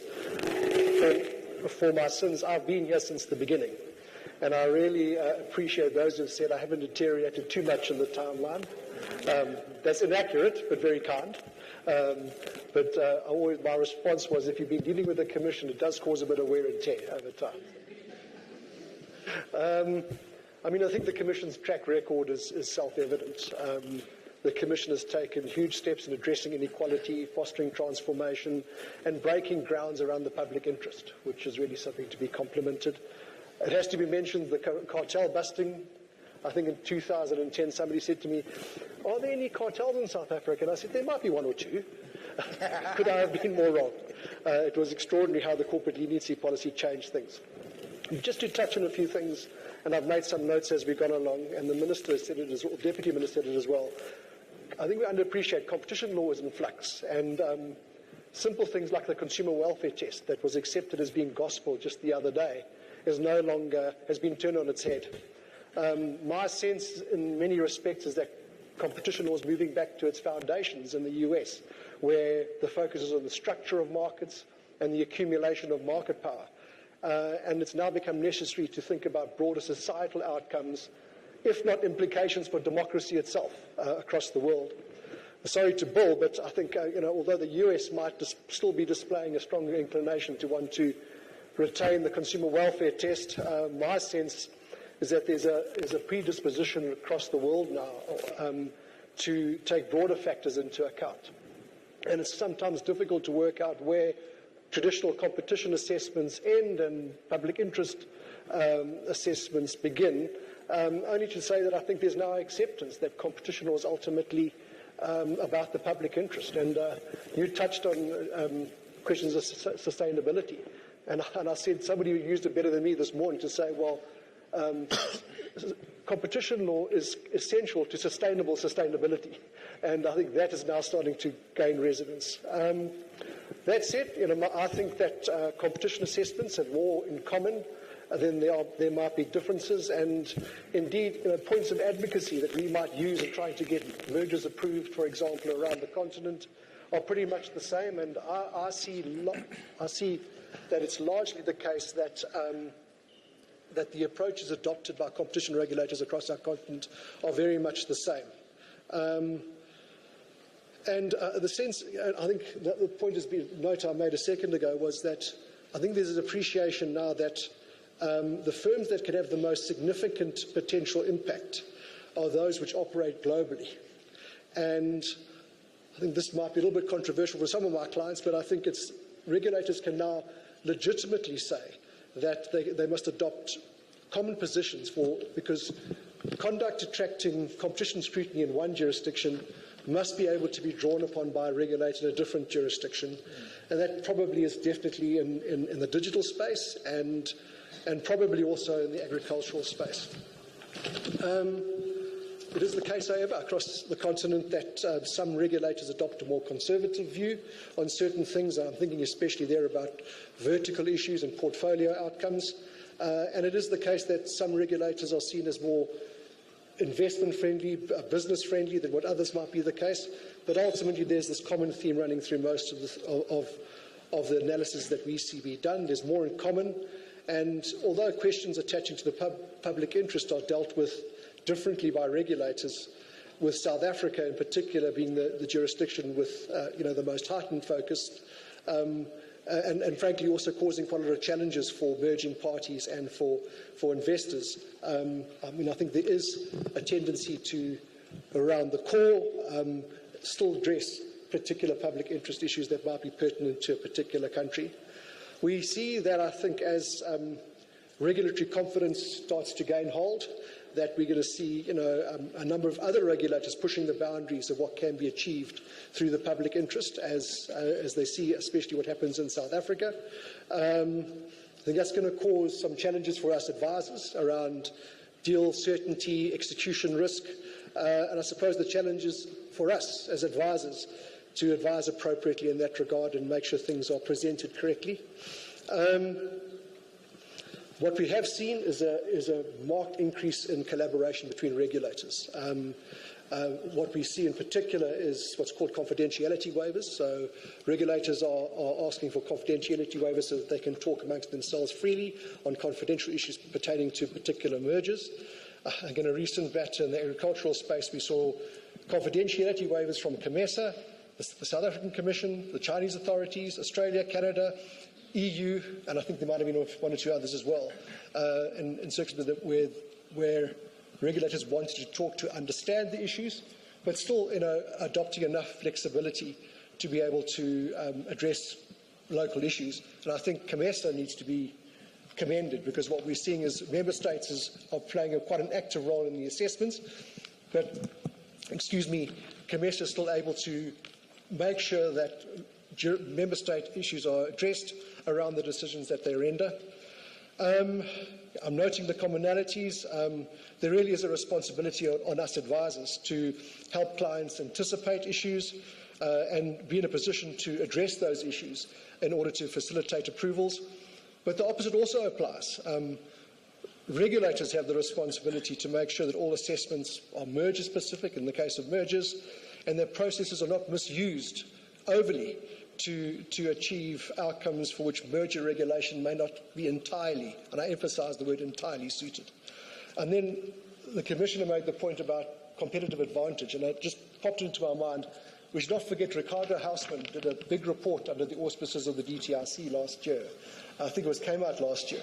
And that document is extraordinary and highlights very well those areas where South Africa in particular has competitive advantages. In fact, there's a schedule to it to set those out very well. And I invite those within the powers that be to read that. Yeah, thank you, Hari. Thanks, Derek, for this. I think it's really, you emphasizing this need, for collaboration. So for this panel, I had 4 questions for each speaker. 4, Honorable Chair.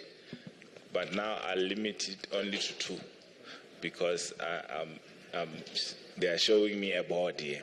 So even my panelists will have to be very brief so that if we have time, we'll open the floor for question or 2. That was the plan, but we'll reduce it to 2 now. Maybe Susan, I'll come back to you. Can you also share about the importance of leveraging economic partnerships such as BRICS, SADC, AFCFTA, to build opportunities for not just increased trade, but also regulatory harmonization and industrial development? Yeah, I think earlier on the Deputy Minister touched on building a capable state. So now when we build the capable state, we are also making sure that the country's got enough skills, enough resources, and we are also innovative. So when you look at these partnerships from South Africa's point of view, especially given that the changes that we are seeing globally, I think since COVID, we had a couple of sort of changes. And now the one that is hitting us is artificial intelligence. So South Africa must actually leverage these economic partnerships to make sure that they actually expand their economy at the preferential terms. So when you look at like some of the BRICS countries, AFCTA, EU, there are existing economic partnerships that South Africa has actually entered into.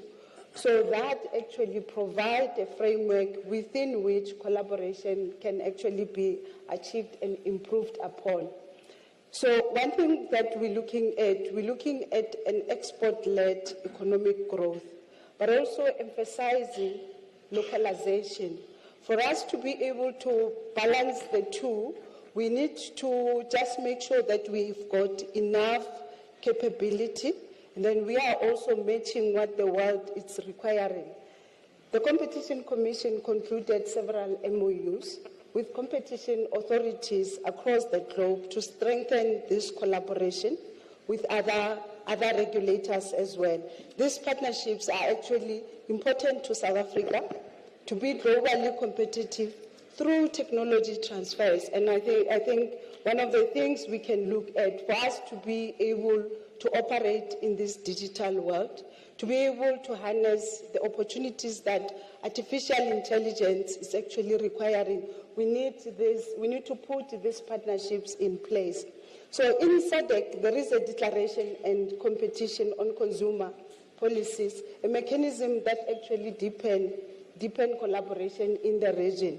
So now you look at the continent now, because especially with the AFCFTA, the opportunities that this partnership will actually be bringing to the country. So it is very important that we need to make sure that we leverage at growing the economy of the South Africa, as well as making sure that the South African companies are actually able to operate within that. This will strengthen the regional value chains in the context of the greening the economy. We spoke about the just transition. So through this partnership, we'll be able to actually strengthen our participation on those, as well as through other like for instance in the space whereby with the electric vehicle. So we have an opportunity of us making sure that we use the minerals to build new industries in the battery value chain, as well as the other sectors and the components within that. So I'm going to pause there, but this will also increase demand for the South African companies as well as grow their market. Thanks. All right, thank you, Susan. And now I'll just move straight to Tediso, particularly given your experience in the trade sphere, and particularly as former ambassador to the WTO. What do you see as challenges to cooperation in this area, in this era of globalization and global private power? When the commissioner opened the conference, she spoke of the global political power. So the flip side of these dominant global firms is that they come with the power, political power of their jurisdictions of origin.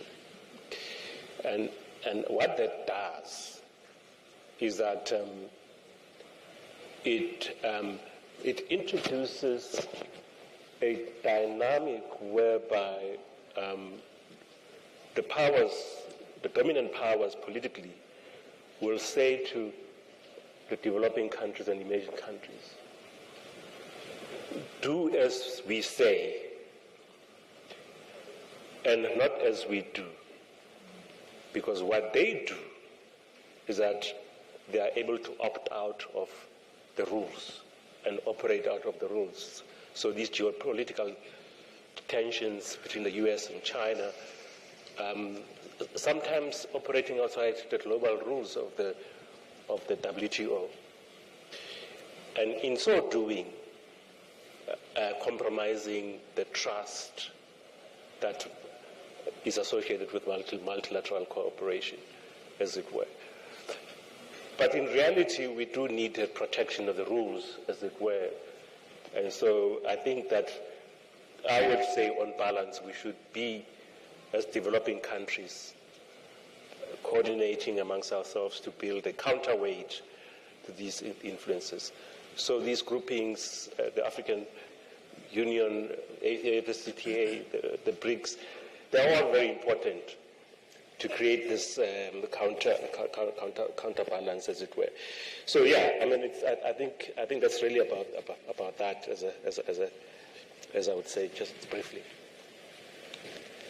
No, thank you very much. I think that message is quite loud for someone who has walked the corridors, who has been to multiple negotiations at the WTO, and many times coming out with nothing because of this dynamic. But I'm not saying to South Africa, but to the developing countries. This is the reality, unfortunately. Now, Antonio, what kind of regulatory mechanisms should we put in place to deal with increasing global private power and promote pro-competitive industrial development? Just briefly, if you can, what should we, because you have heard Sediso, he has walked it, he knows, and I think there are a lot of things that are stuck at the WTO. And how can these be unlocked? Yeah, I think there is an opening window of opportunity exactly because rules have been challenged. And they've been challenged for the same reason, to a certain extent, for which many developing countries, emerging economies have always been challenging them. Because fundamentally, these rules, in some cases, were precluding a number of, especially industrial trade policies that were, if complemented with competition policy, needed in order to transform the economy. I think the key issue here is, in this specific moment, what is the mindset or the approach that we should take in order to capture the opportunities that were mentioned before. And I think here the key issue is to understand that the kind of opportunities we are talking about are not emerging in silos. They are emerging as part of an ecosystem, a new ecosystem that have to be transformed. So any kind of interventions need to start from that consideration. Changes in some specific, you were mentioning fertilizer before, connects back to the green hydrogen commercialization agenda, connects back to the application of and creating demand for renewables in the country and in the region. So all these kind of interdependencies are both, if you want, opportunities to reshape the economy, restructure the economy with the specific type of industrial policy that look at the ecosystem, and on the other hand also to start looking how competitions play out along these verticals and all these sort of new value chains that are emerging.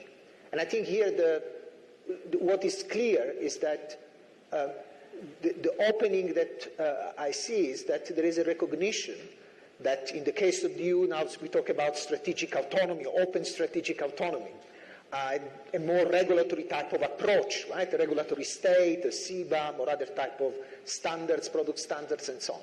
In the US, it's much more vertical, if you want, as intervention. You have a traditional, more kind of fiscal, kind of more quick support of companies. But in both cases, there is sort of an idea that condition needs to be attached.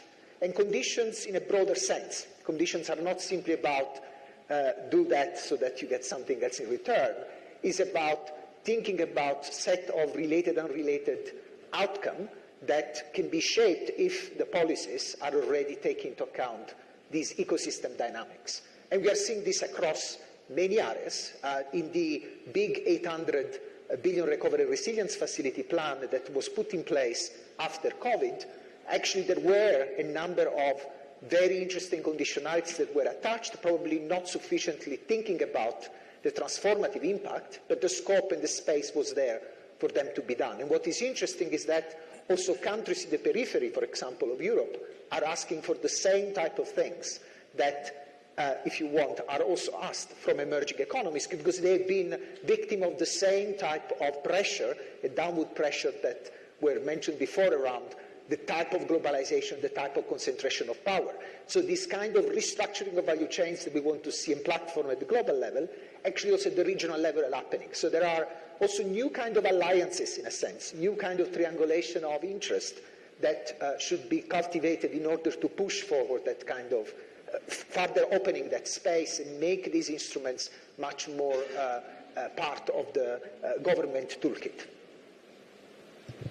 No, thanks, Antonio. Let me move to Wangombe, and just to close your thoughts, because I just want to ask you specifically now on the role of regional bodies in facilitating this coordination, if any at all. What do you see there? I think the regional bodies have a very great role because, earlier discussion is that we have seen that the national competition agencies are shrinking in terms of the budget and in terms of the skills. The regional competition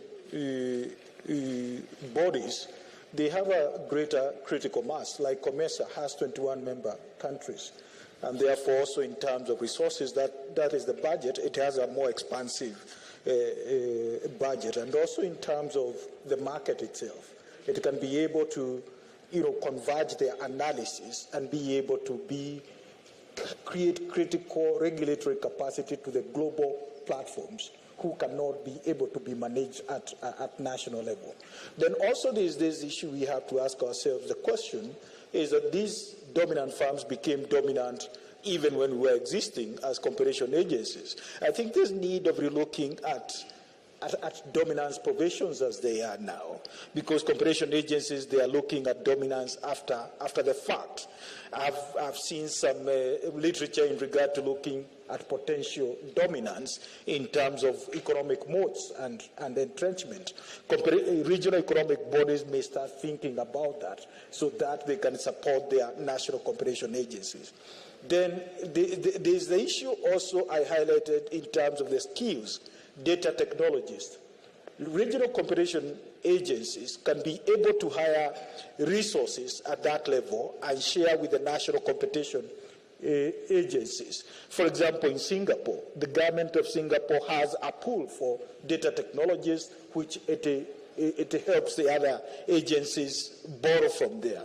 So if at all you don't need a data technologist on daily basis, why can't we have COMESA hiring for the 21 member states, and also the African Continental Free Trade Area Authority as it is coming on board? These are some of the things we can think.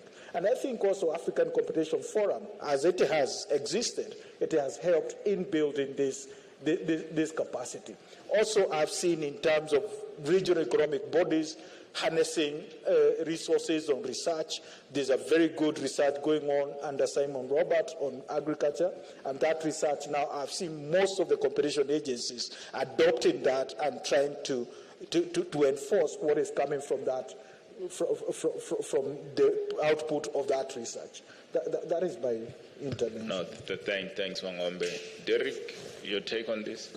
I'll be very quick. I know we pushed for time, but I'll make 3 quick points. The first is the challenges for regulators, and that's really around jurisdiction. I think it's an underappreciated question that regulators are going to have to grapple with. The Competition Appeal Court decision doesn't help regulators very much, and I think misunderstands the nature of subject matter jurisdiction over personal jurisdiction. So the challenge for regulators is going to have to assert your jurisdiction, find mechanisms to enforce your jurisdiction. So that's challenge number one. The second one is AFTA. I think the free trade agreement's a real opportunity. I mean, especially to, how can I put it, to address issues pertaining to the global south. And that opportunity should not be underestimated, and one which should be focused upon. And the final thing is just COMESA as an example. I know I've gone on about it a few times before. It really is an example about a regional regulator being able to do common competition and recognizable assessments, yet adapt to the imperatives of culturally divergent member states. And that's an example I would encourage to be looked at. Thank you. Thanks, Derek, for that. I did negotiate with this group here. If there's one burning question, only one burning question. One burning question, it's going, it's gone. Odi, one burning question. It may not be answered today.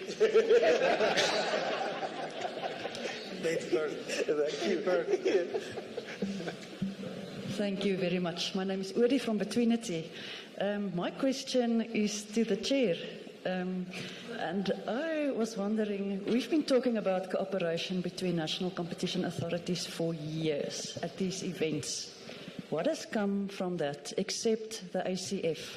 can you please explain to us, because we are tracking the developments on a daily basis and we seldom see cooperation in practice. So can you just share with us what are the ways in which you cooperate in a way that makes a difference? Thank you. Thanks, Odi. So what we'll do, I'll come back to that.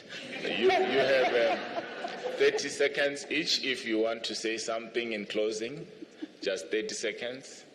Antonio, the flight was very long. And Odi, that question, we have the FCFTA Secretariat here. There are a lot of developments there. And I'm available myself to talk to you about this particular issue. The chair of the African Competition Forum is here. We have the largest authorities, economists in the room. They will talk to you. But I don't envy the next moderator because this group here, don't look at them if you are going to enjoy your moderation. So thank you very much. I hope you enjoyed the session. Thank you. Thank you. Thank you very much. May I ask for a group photo for the panel? I think the organizers have. Hello? Stand here. Thank you. I think the organizers of the conference have really put me in a difficult position because I must now give instructions to my boss when it's normally the other way around. It feels good, though, I must say. We are now going to take a short break, and this is literally a comfort break, ladies and gentlemen. And can we reconvene at 10 to 12 for the next session? Thank you very much.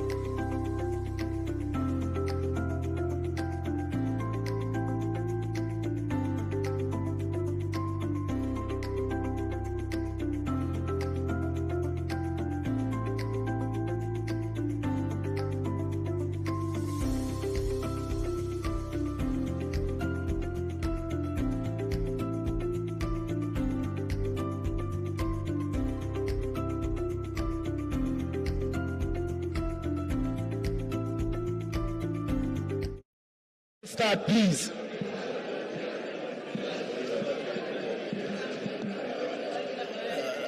Let's keep it down. Let's keep it down, ladies and gentlemen. We are ready to start, please.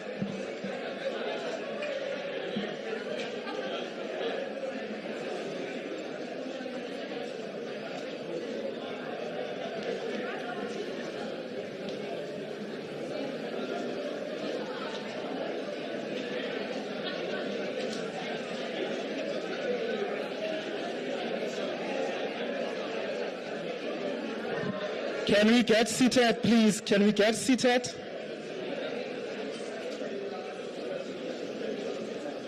I can see Phil standing. Phil, could you please get seated? Yes.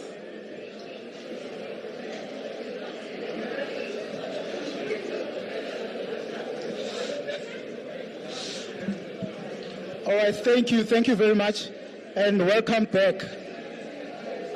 Can we keep it down, please?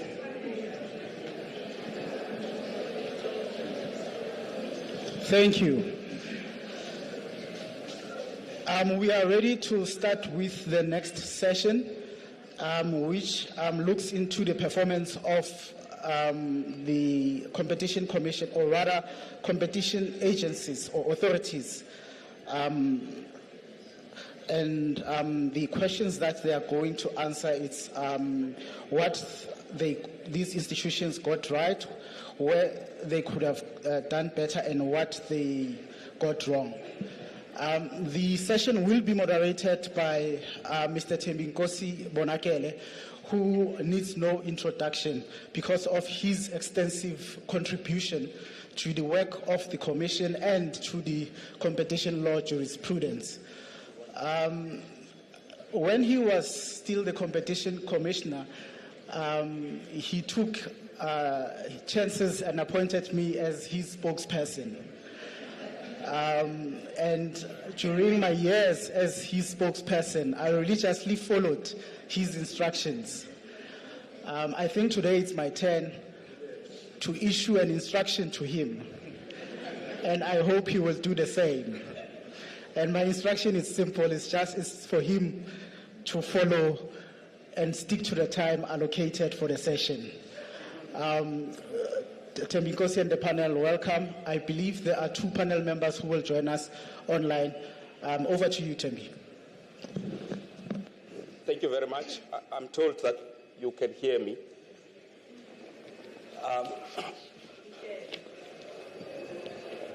Good morning, all. I'm trying to see how we are going to manage time. We have an agreement with my panelists.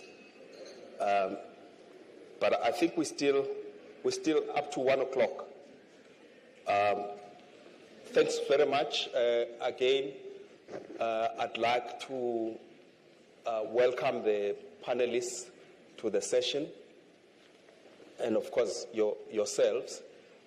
We have a terrific panel to discuss this topic. I think most of them need no introduction. Lulama Mtanga was at the Commission for quite some time. In fact, I think I found her there, or she left just before I got there, and then went to practice at Bowman first, and she's now on her own. Lizelle, I found her at the Commission as well, and I eventually succeeded her as the head of mergers, Lizelle Blacknut. She's now with ENS as a, we're not allowed to call her a partner because she's not a lawyer, she's an economist, but for all intents and purposes, she's a partner at ENS.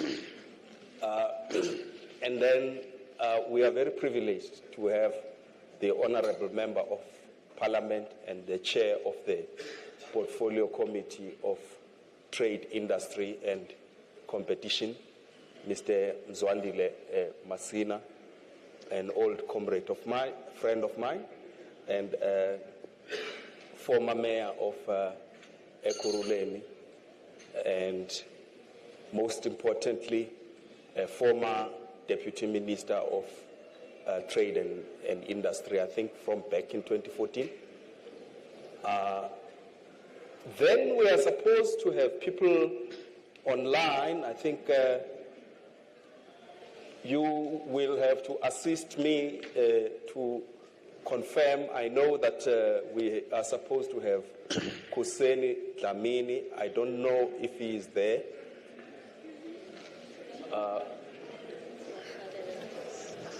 We do know that Mahale is there. We are asking about Kuseni.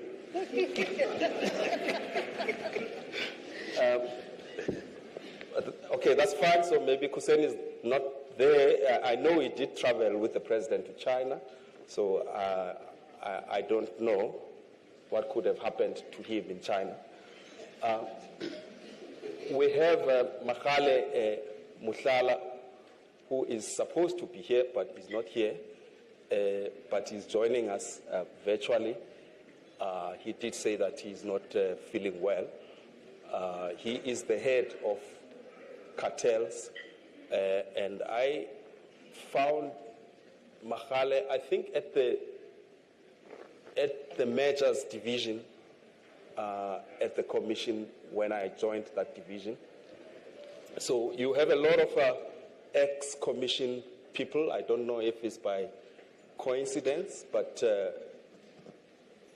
you also have an oversight body, which is quite unique. You're very lucky, Doris. I did try to invite members of parliament to my sessions when I was here, and they flatly refused to be managed like that. So you're a very lucky person. And I should also acknowledge that I think during my tenure, Sidiso was the DG of Trade and Industry. So this is quite a full house in terms of the legacy of the institutions. Very nice to be discussing the legacy in their presence and with them. So I hope we do find time for you to also participate in the session. The panelists have about 5 minutes to make remarks, but I have 10 minutes before that to make my remarks. I will keep my remarks short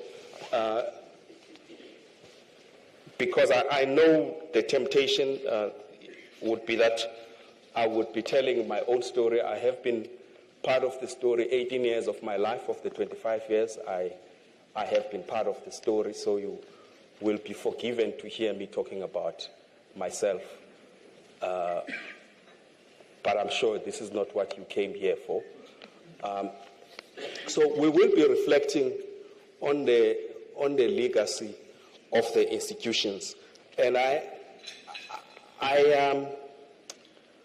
think that the panelists, we agreed that they will be free to talk about what they want to talk about, because it's quite a difficult topic to talk about success and failures. You have to be balanced, informed, but also we have emphasized that they must also have a view of the future. So I'm hoping that we have a crystal ball somewhere. I also think that we will say something about leadership. Institutions are about leadership, first and foremost. I think this is one thing that I learned a lot as an ingredient of success in an institution. And by the way, I'm very happy to see Professor Bill Kovacic here. He's done a lot of work on this very topic of competition agencies and leadership. So I'm hoping my panel will touch on this. Management is another important area, and it's very important to distinguish between leadership and management because the two are not the same. When I arrived at the commission, especially in leadership, the commission had no shortage of leadership. And I'm sure Lizelle will agree. Management was less than perfect.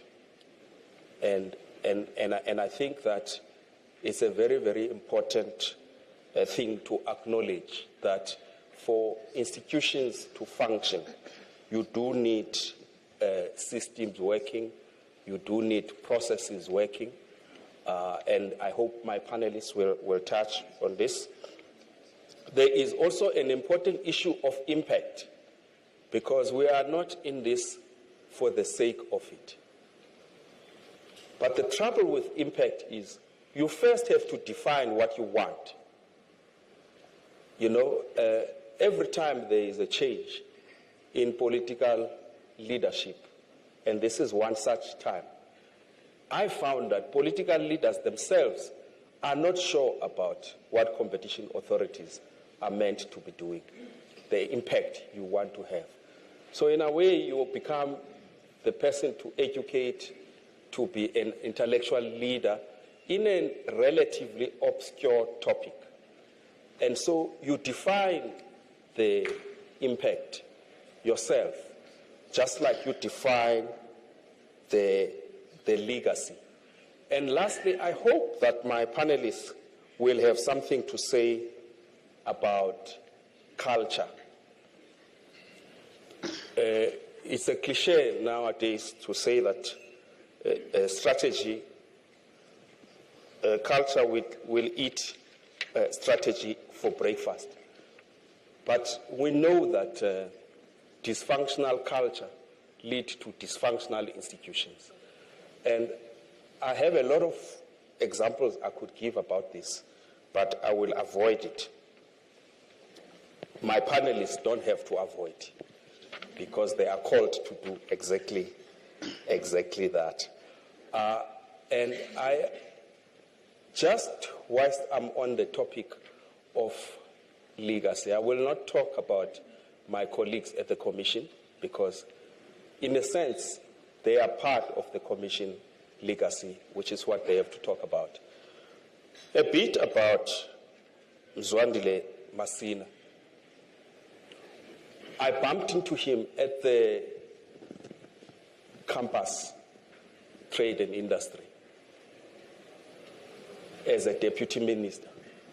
And he told me that one of his missions was to establish the Black Industrialist Program and the Black Industrialist Fund, which was subsequently established and has really become a key policy framework for the past 10 years at least, since then, 2014, to about now. And this, in my view, is an example of a legacy-defining leadership, because you have to be upfront and define your legacy. Now, whether the Black Industrialist Program has worked or not is not for me to say.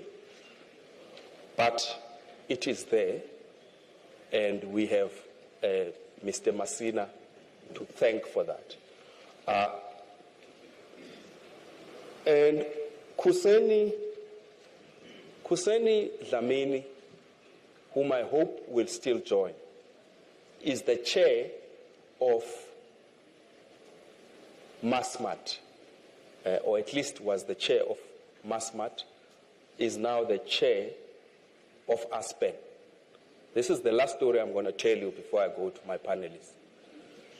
ASPEN is another interesting story for the competition authorities, because when South Africa was ravaged by HIV/AIDS, a guy called Zaki Ahmad came to the commission and laid a complaint of excessive pricing against pharmaceutical companies. And there was a leading pharmaceutical company at the time supplying these drugs. A very complex case. It also had a certain public profile. A lot of people know about the constitutional case that came out of these issues around access to HIV/AIDS drugs. But what a lot of people don't know is the intervention of the competition authorities. To cut the long story short, the Commission pursued the case. It was eventually settled. We saw prices, we did a lot of work on this area. We saw prices coming down tenfold immediately after the intervention. We also, as a result of the combination of that work and the constitutional obligations on government to expand, saw South Africa adopting the largest HIV/AIDS treatment program in the world. And the interesting thing is that it's affordable. It would never have been without the intervention of the competition authorities. I spoke about this with Aspen people. They say that Aspen would never have emerged as the largest pharmaceutical company in Africa if it was for that, not for that intervention. Because the Swiss multinational granted them a license to produce drugs. And this set an example not just for South Africa. Rwanda followed suit, Uganda followed suit. So it's the kind of impact that is bigger than any one of us who could have been in the institution. It's the legacy of the institution. So I'm very happy that we have such an illustrious history. But now, to the panelists. We have agreed that they will first make their input. So Lulama will start with you and go in that order. And Makale, you'll be last.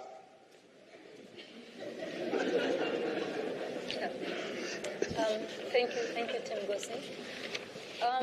I think for me, the most important points I would like to make relate to how well or what is it that the competition authorities have been able to do right. I would like to start with softer issues, which I think tend to get ignored when we gather in these conferences. The one thing that I would like to highlight is how the competition authorities have inculcated a culture within these institutions which has enabled their staff to execute their mandate without fear, no favor, and with professionalism. I think this has earned the competition authorities a lot of respect domestically. So I would like us not to underestimate that role, and it's something that I would like to highlight.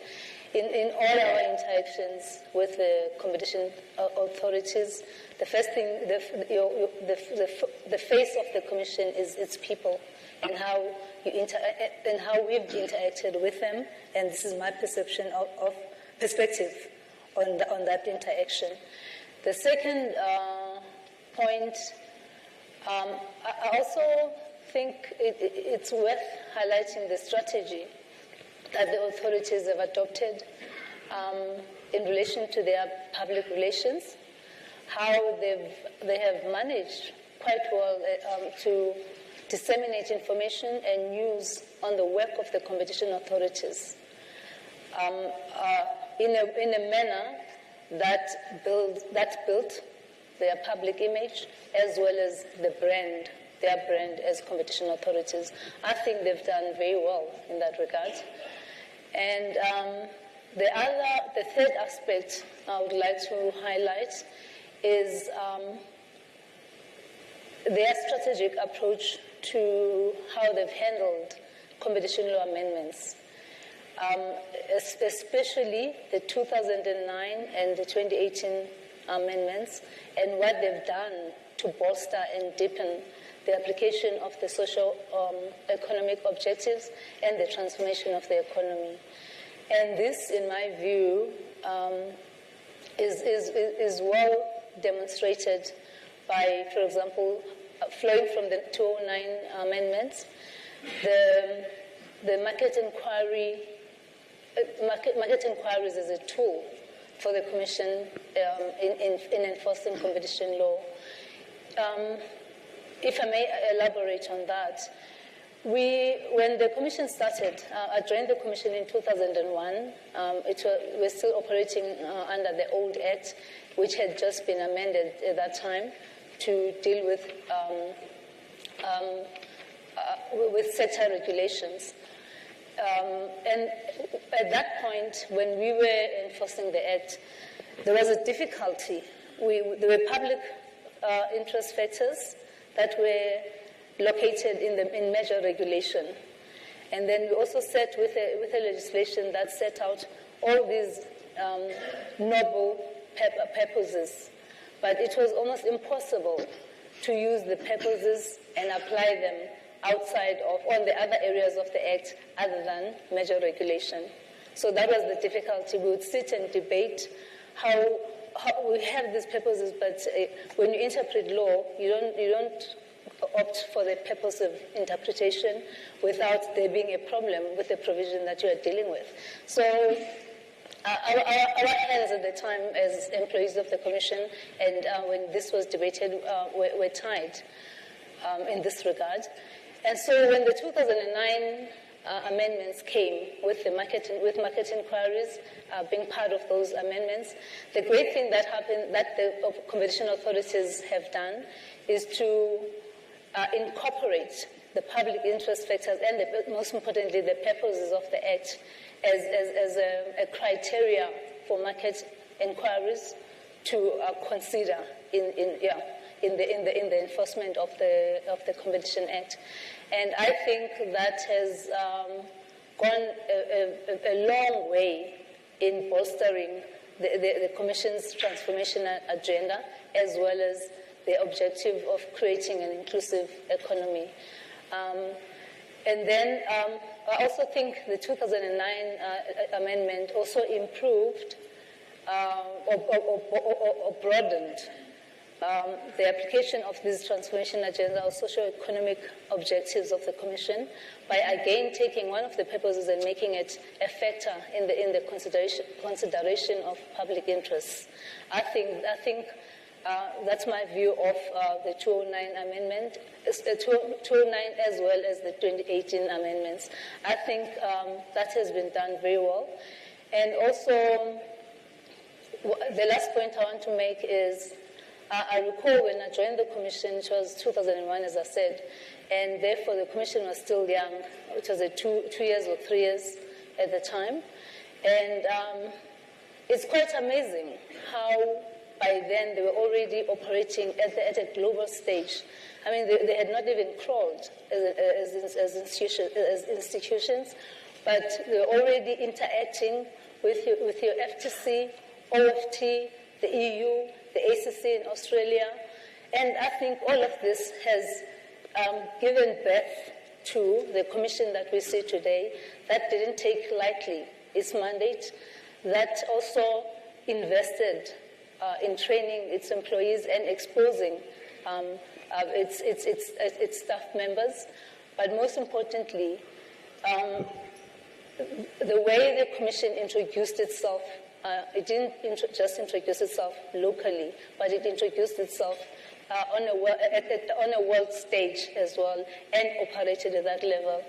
I've been privy and privileged to attend some of these meetings at a high level when I was at the Commission.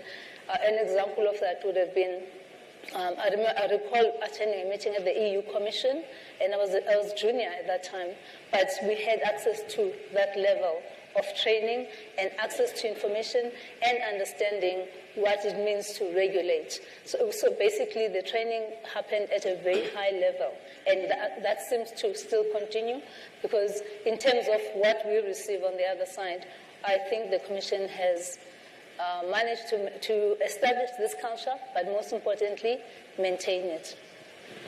Thank you very much, Lulama. Stop at that positive note. Lizelle, what is your own assessment? You've seen both sides. Yeah, well, let me start off by saying thank you for inviting me here today. It is an incredible privilege to be here, to see all these older faces. Some people have not aged write me a note how you got that right. But, others look a bit worse for wear, but generally the crowd looks good, hey? So it's for me, it's been quite a sentimental time, thinking it's 25 years. I wasn't there on the first day, on the 1st of September 1999. I joined 7 months later, and I regret that I wasn't there on the first day, because I think it was amazing. I think, Mondo, you were there quite early on, yeah. So, walking into the Competition Commission was on the 2nd of May 2000 was an incredible experience. Firstly, it was very, very clear that this is a dedicated group of people who believed in the task that they were given to do. And I think, Thembi, you talked about culture. And I think that culture has stayed with the Commission. Somehow you've managed to keep on employing people at the Competition Commission, and when I say Commission, I mean the tribunal as well, people that are committed to the cause. And I think that went a long way. I had a discussion a few years ago with an ex-colleague that was at the Commission when I started there, and I said, you know what, when I think back, we knew nothing when we started. She said to me, no, she knew exactly what she was doing. I said, okay, well, you may be one of the few people, because I certainly had to think a lot about what we were doing. But we had heart. And I think that heart is still there in terms of what needs to be done. In terms of it's very easy to go and say, we should have done this in hindsight, and we could have done this better, and we could have done this. One of the things that I do think that the competition authorities can do better is to, in terms of capacity building, is to tap into alumni and to tap in. And the fact that the revolving door hasn't really taken off in South Africa. I just think about myself and how different I would do things if I was now at the Commission or at the tribunal, just because I've seen it from the other side. So from that perspective, I think you can tap into those into alumni, and I think it's not a bad thing to try the revolving door. As a practitioner, I can just say the best thing I ever did I wouldn't have had a career in the private sector the way that I have now had I not had my 7 years at the Commission. So from that perspective, it's a great learning opportunity from both sides, and I think that there should be a little bit more of that. Then, I suppose this is a controversial issue. We tend to forget that there was a Competition Act, or an act, prior to 1999. There was the Maintenance and Promotion of Competition Act. For those of you who don't know, it was promulgated in 1976, and it meant very little because it was subject to political influence. So you had a competition board, you had investigators that did investigations and made recommendations to the ministry. And I think one of our earlier speakers today said the economy wasn't as competitive as it should be, and it was influenced. And I think the old competition board or the ministry was influenced by the political agenda. So it was a worthless piece of paper in that respect. So I want to say, please guard your independence jealously, because it is an important thing. I remember I just started at the Commission, and we had I went to a conference, and Norman was there as well, and we chatted, and and then came back from the conference, and I said to Norman, okay, let's have some coffee. And he's like, no, he doesn't want to have coffee with me. And I couldn't figure out what. And then I realized it was, no, you're a commission, I'm tribunal, we don't socialize, okay? It's nothing personal, but we keep it separate. That kind of thing, and not just amongst the institutions. I think there's a reason why you have a separation of powers, And I want to say, you know, we're looking back, we're looking forward. Just guard that, please. Yeah. No, thanks very much, Lizelle. I mean, I think one of the striking features about this regime we have is the public interest. A lot of people talk about this. And its independence. Because when you think back, how would business, which was suspicious of this new government, which even had communists amongst its ranks, how would they accept public interest and the role of the minister in public interest? And how did the government, which was naturally suspicious of business, agree to a process led by technocrats who are supposed to make independent decisions? Well, Dave Lewis has a part of an answer to this, that when Cabinet was considering legislation, there was a group in Cape Town which was called PAGAT, and a bomb exploded in Cape Town as a result of PAGAT activities. And Cabinet had to adjourn unexpectedly to attend to the emergency. And when they came back, everybody forgot that they were challenging the independence of the competition authorities. And that's how we got it. Let's now go to a legislature. Mr. Masina, I mean, you've been around observing perhaps from a distance, and you are going to be much closer now to the work of the competition authorities as you exercise oversight. But what's your sense of what has worked and what has not worked, and what are your expectations for the future? No, thank you very much. Also, let me welcome the invitation. It was difficult to leave Parliament, as you know. We have lots of problems, but I wanted to start on a lighter note. If I was to rate as Deputy Commissioner is not here, I will say until they do market inquiries in football in South Africa, they'll get 0 from me, because there's a lot of things happening there. So I'm Orlando Pirate, and I've got lots of friends in Kaizer Chiefs, and we've got problems of Sundowns in South Africa. So until they intervene there, it will be difficult for us to give a rating. But on a much more serious note, I'm happy to be here. I recall just after university, so I worked. This is my 3rd coming at DTI. So I came here in 2000. I worked with the Minister Alec Erwin and the team that time. I think the DG was Dr. Reuters at the time. And then I left, came back again. And then I've disappeared for 10 years. I'm back again. I hope it's the last time at DTI. But I have, I want to just underscore the point that I have seen the development of democratic institutions, including the Commission itself. And there has been a deliberate attempt from the African National Congress, at least to make sure that institutions that must be independent are independent. And obviously, we've also undergone a process where we saw a massive abuse of some of the state institutions, which led to what we now know as a State Capture Commission.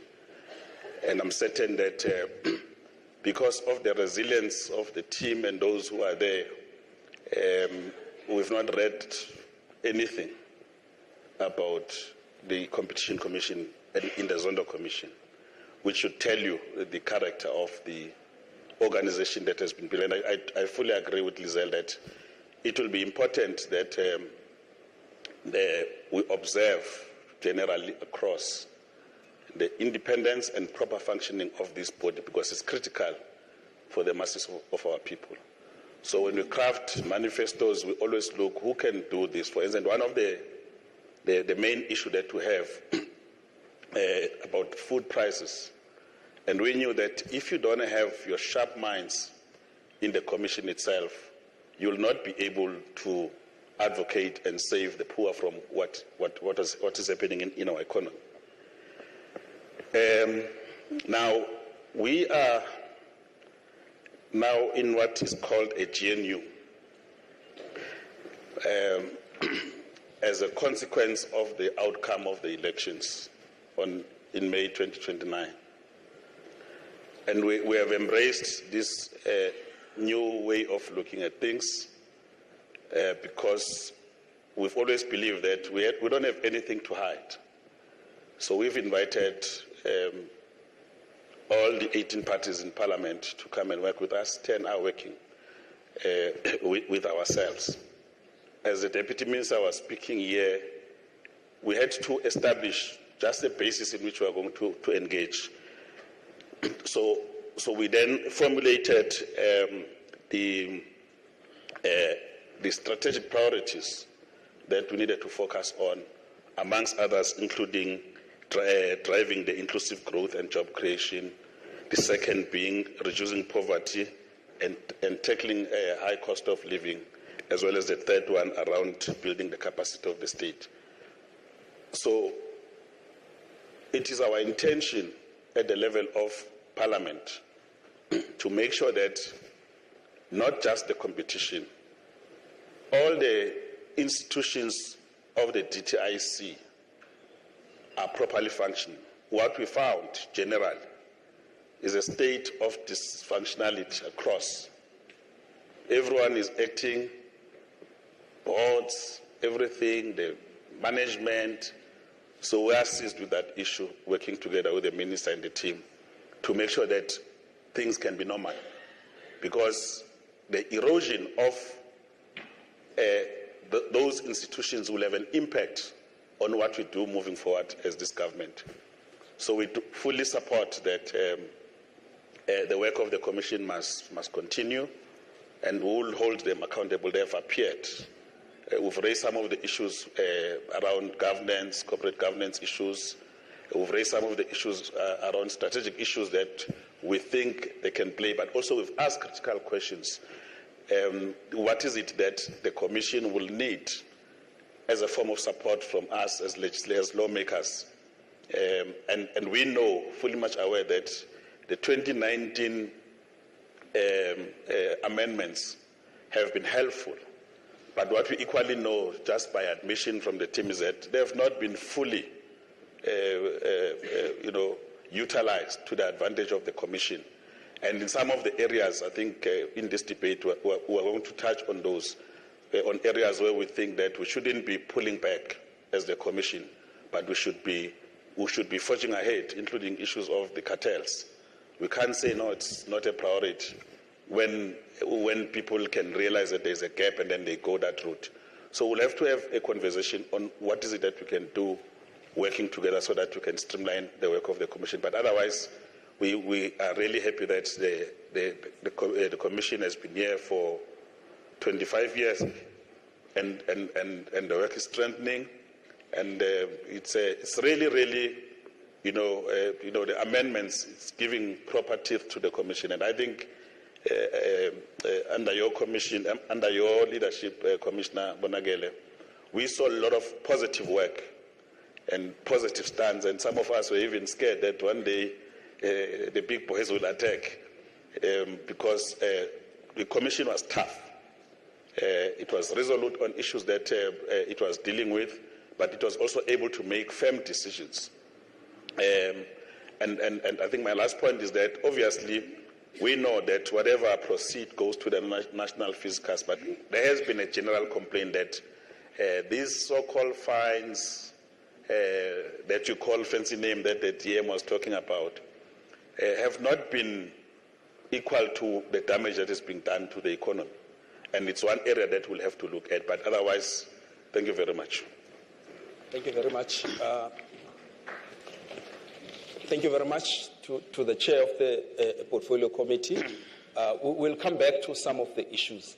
But I think we must underline this because it's also been a concern of mine, actually, since I was the commissioner.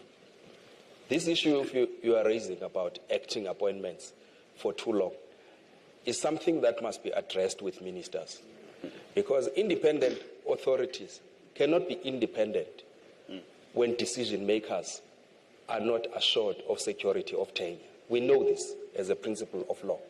So I think whilst you can make people to act as a stopgap, it is really unacceptable that you can run institutions for years without appointments being confirmed. And I think that this is something that I'm very happy you are alive to, because it's an area of oversight that the competition authorities themselves can't do much about. But I think other players in the value chain need to look at this. No one says ministers must not make acting appointments. But, acting that's going to be years, one has to start questioning how is that allowed, by the powers that be. So, I mean, we're talking about positive things, but we must also talk about things that need to be fixed. We must move to, I think we must first move to Mahale. I'm very glad that Mr. Hussein Dlamini has joined us, so we will have him making his remarks as well. Mahale, over to you.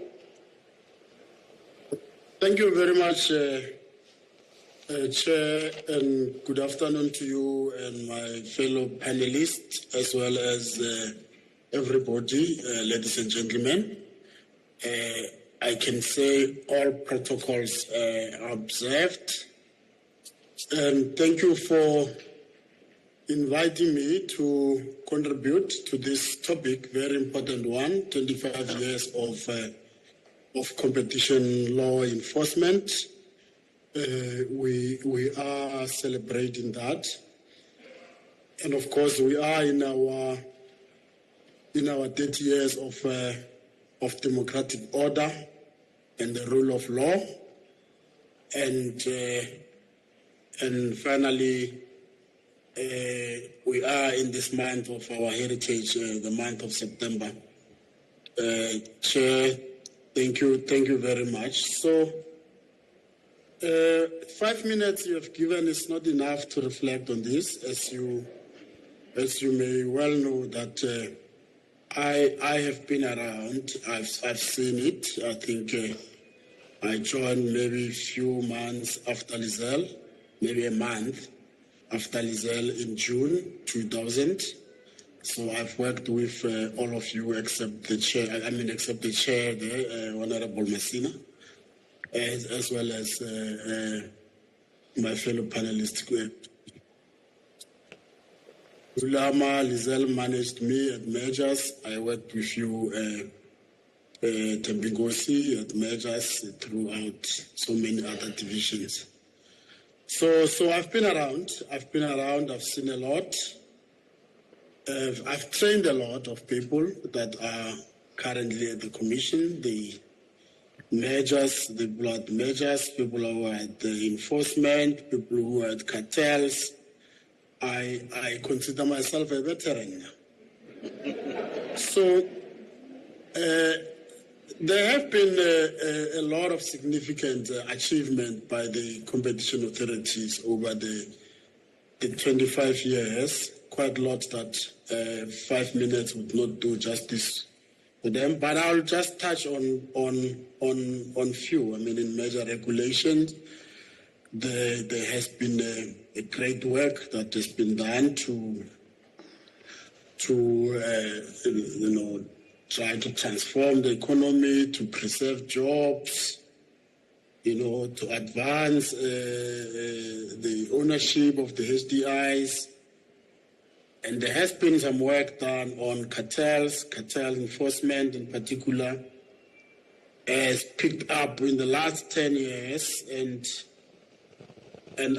this is the area which I find it underreported in most of these forums when there are engagements. The there have been quite significant things achieved by the authorities in this area. There's lots of cartels that have been dismantled.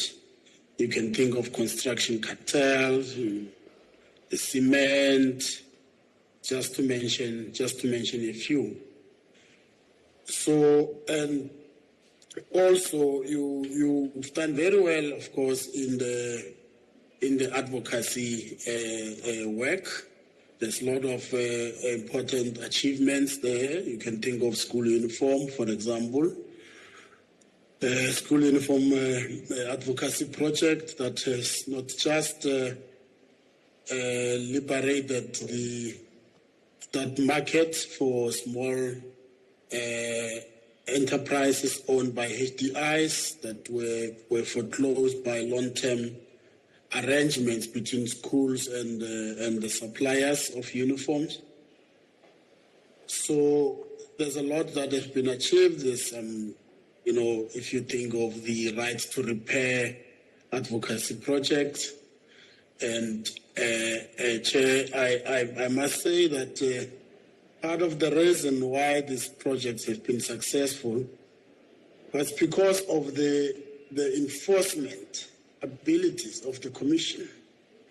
So firms knew that the Commission was not just making veiled threats when it says it will prosecute. It was actually prosecuting for firms that breached the Act. So in order for you to be effective in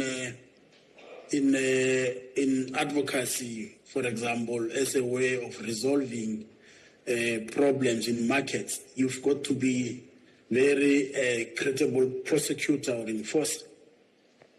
So we have also, Chair, done very well in market inquiries, if you recall, colleagues and ladies and gentlemen. For example, data prices gone down as a result of the Commission's intervention in the data inquiry. And coincidentally, that inquiry coincided with the Data Must Fall campaign by student formations. So as we speak now, although they remain, I still think the price of data remain high, but they actually reduced quite significantly, almost doubled to what they were prior to the Commission interventions. So you can also think of the Commission's work on COVID-19, when at the height of the pandemic, when everyone was running for a cover, we were called upon to get out of the cover and become the cover ourselves, defend everybody that was exposed to price gouging by almost everyone that was in the supply of PPEs.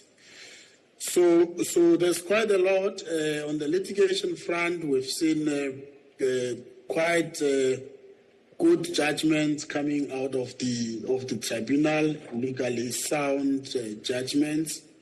We've seen, of course, some good judgments coming from the competition appeal court, and of course the Constitutional Court on the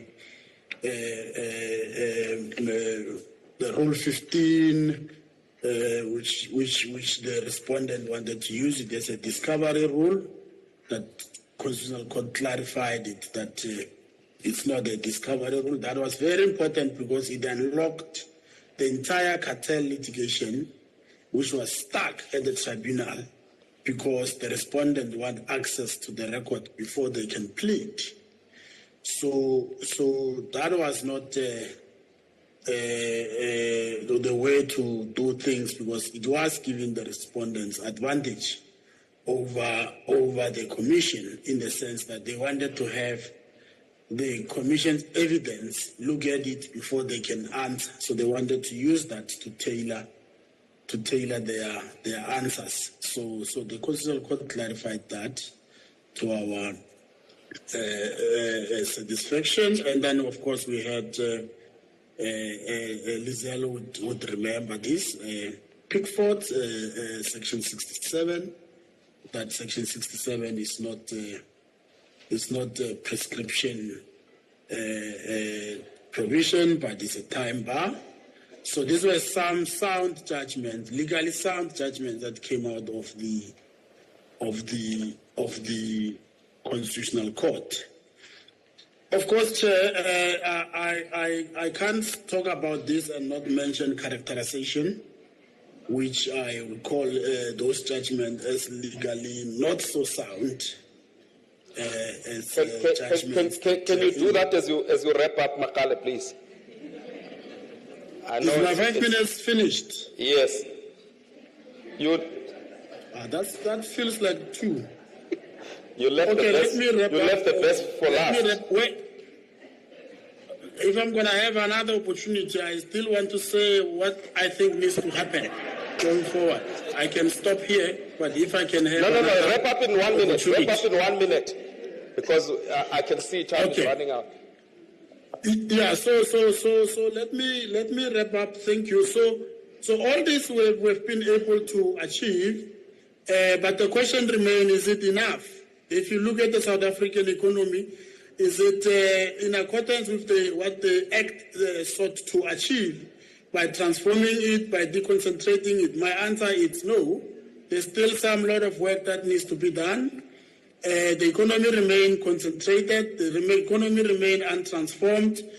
We need to do more to ensure that it gets transformed. It's inclusive. In its growth, it allows HDPs to be active participants in the economy. And the last point, Chair, is that we have been able to do all this because of a leadership, strong and decisive leadership that has been very much focused on what needs to be done. And that's why we have this achievement. And of course, we've been able to do this with the committed workforce. The employees that are doing the work at the Commission have helped us to be able to achieve all this. And I think as part of celebrating 25 years of competition enforcement, we must also celebrate them. Thank you, Chair. Thank you very much.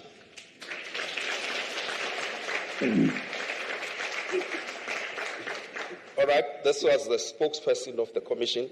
Let's now move to the private sector. Judging by the reception. And not to intimidate you, Mr. Dlamini, I know you are a brave man and you are very familiar with these institutions.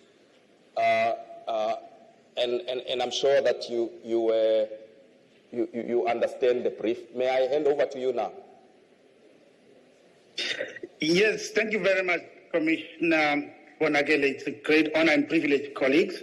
I mean, from my side, the 25-year-old celebration is really an excellent milestone in celebrating global excellence, and I'm choosing global excellence carefully. Some people like to use the word black excellence. I don't think excellence has got color. Excellence is excellence. And why am I saying that?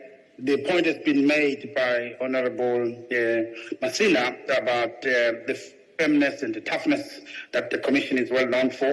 But what Honorable Masina omitted to say, which I want to say from my practical experience, is that within that firmness and toughness,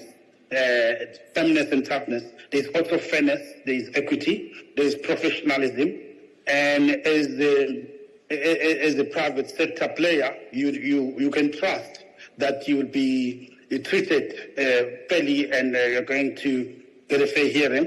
And what this has done in terms of discussions in boardrooms around corporate actions is really to enable us to really plan ahead, which is in line with predictability and certainty in regulatory regimes.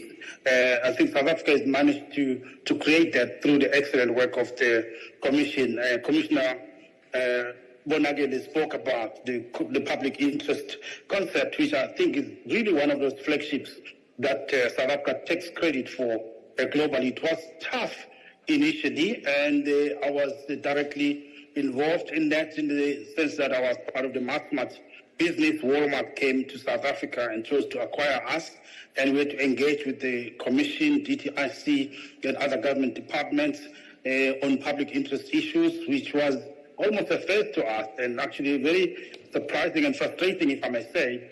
But as we engaged more and as we sort of reached out across the aisle, we managed to find each other that actually what is in the best interest of the South African economy and society as a whole is actually in the long-term interest of the sustainability of our businesses in South Africa. And we managed to fulfill all the requirements, and we managed to even institutionalize some of the provision that the conditionalities that were set as part of that process of allowing the acquisition of Massmart by Walmart. That was the first phase. I mean, the second phase that I was involved in with the Commission was the private transaction in which Walmart increased its stake to 100%, buying out the minorities. And again, we've had to engage with the Commission there, and I must say, it's very refreshing with experiencing that. And a really good experience. There are areas of challenge, though, in terms of timeline. It can be frustrating at times. We're involved in disposing assets that were defined as non-core within our game business, and some of our wholesale assets with ShopRite raised their hand and went through a competitive process, raised their hand, and they were chosen as the preferred bidder. But the process was very frustrating. It took long, and nearly actually risked the transaction. And I suspect if ShopRite was not a South African company or as a foreign company, the risk of them walking away would have been very, very high indeed. So what I'm raising that, colleagues, just to say, I think there's a balancing act that needs to be crafted in terms of being firm, yes, being tough, yes, but also just creating an environment where foreign investors can be sure what to expect and can be sure that things will move fast. I'm sitting from here in China. We've been engaging with big global corporations that have really grown to be world leaders in their respective fields. And the key issue, one of the key issues we're discussing at the Presidential Business Forum today was just the issue around certainty of policy and regulations. Which is important, apart from other things, many other things that are important. So I think the Commission has got a huge role to play. I would say it stands out as an emblem of global excellence in the South African ecosystem economically, and it's something that we should be proud of. And I will argue that it needs to be given more resources by National Treasury to be able to perform its good work. And I think with your legacy, Commissioner Bonagele, and the current Commissioner, continuing the great work that you started, I think the prospects going forward in the next 25 years really look very, very good indeed. There was the talk about cracking down on cartels, which is something that is important so that we can protect consumers, protect the public, and especially protect small and medium enterprises and protect black-owned companies. But we have to craft a fine balancing act in the sense that if you look at South African companies, even the biggest of them all, in the global scheme of things, they're actually medium-sized companies. You pick any sector, whether it's financial services, any of our big banks, look at them against their global peers, they're very small. Pick the mining companies, whether it's Anglo-American. You compare Anglo with the biggest mining, your BHPs that we saw them pouncing recently. They're very, very small. So I think there is a case to be made and lessons to be learned from the BRICS partners, such as China and India, in creating a supportive environment for South African corporates to grow, become global giants, and we must not look at them in the context of the very small South African market and come hard on them. Of course, we must if they break the law, but I think to have an ideological inclination to think that big is bad and then small is good, we may be shooting ourselves in the foot, and we need to really try and look at the unintended consequences. So I'm really excited with what we have in the Competition Commission, and certainly think that it is going to be a propelling force for our global competitiveness. One closing comment, Commissioner, I think the issue of the image and reputation of the Commission, it's doing a great job, but in some circles it's perceived to be stifling the free market processes or even the mergers and acquisition space. I know from experience that's not true, but the perception is reality to those that hold it. It does need proactive ways and effective ways of addressing it locally and globally as well. Thank you.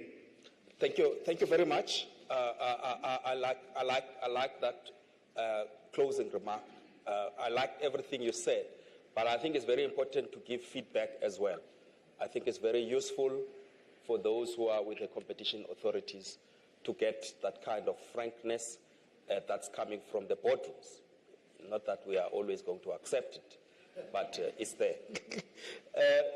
We are pretty much out of time, but I'm more than happy to allow 1 or 2 questions from the floor. This was my mandate, Kali.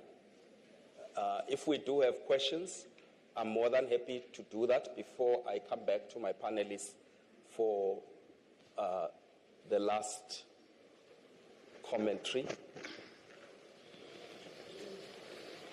Any hands?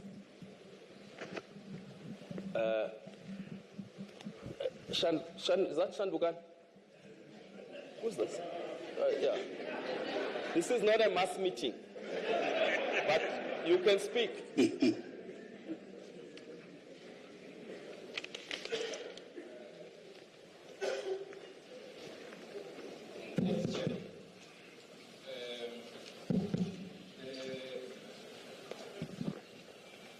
I think the Deputy Minister also mentioned this point about creating a capable state. So I'm directing this question to Mr. Masina, because if we talk about resourcing the institutions with the aim of creating a capable state, now we have the issue of Treasury pointing out the issue, this issue of budgetary constraints. Most institutions are unable to fully execute their mandate because of the issue of budgetary constraints. What is the government doing to address this issue to ensure that institutions are properly functioning by being fully resourced? Thanks. Thank you very much. Odi, please. Thank you, Thembi. My question is, and this is based on experience elsewhere in Africa. For example, in Angola, the Competition Commission does not sit under DTIC, our version of it, but under the Ministry of Finance. And in that jurisdiction, they are able to engage more critically in relation to certain Department of Trade policies. And I was just wondering whether it has ever been considered whether the SA Competition Commission sits under the correct department. I'm not saying at all, implying that any of the policies are not appropriate, but just to make sure that there is a little bit more independence to encourage a little bit of more critical debate. Thank you. Thank you. Thank you very much. I'm going to come back now to the panelists for their last-minute reflections from what they've heard of each other and from the audience, and most importantly, what they've heard from me.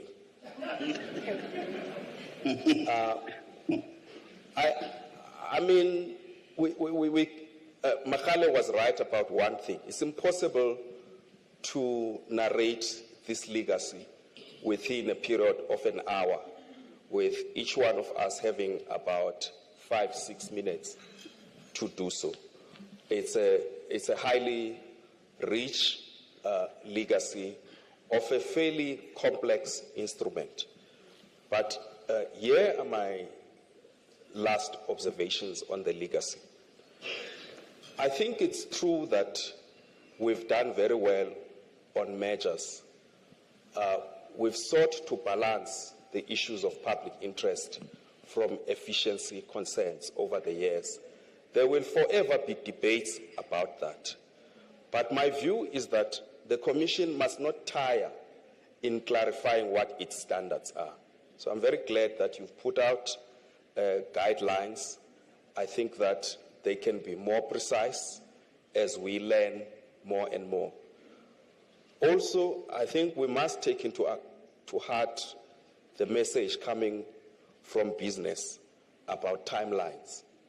I think that it's okay, you can have one complex measure taking a long time once in a while, but once a transaction is going to take 18 months, 2 years to be finalized, not just by the Commission, but by the tribunal, and you have a prospect of appeals from that, I think that if we are honest, we need to relook at that. I don't want to talk much about cartels. I think Magale has well represented his division here. The one thing that is also an important perspective is that this is a highly concentrated economy.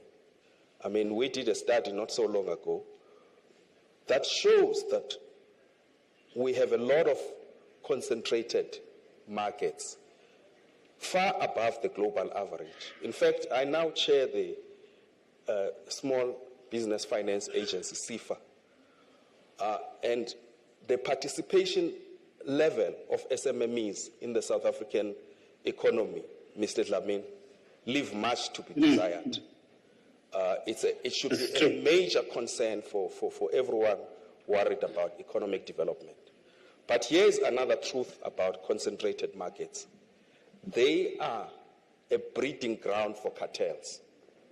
So it's true, you can't, because remember, your prosecution of dominant firms for unilateral conduct presupposes that they are monopolies.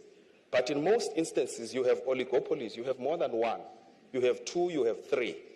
And those dominate markets through cartels. So you can't have a concentrated market and then not have a cartel enforcement. That's like antitrust 101. I think the other challenge I would leave the competition authorities with, and this is where I myself doubt our success, is exactly what are the outcomes that are tangible from competition market inquiries.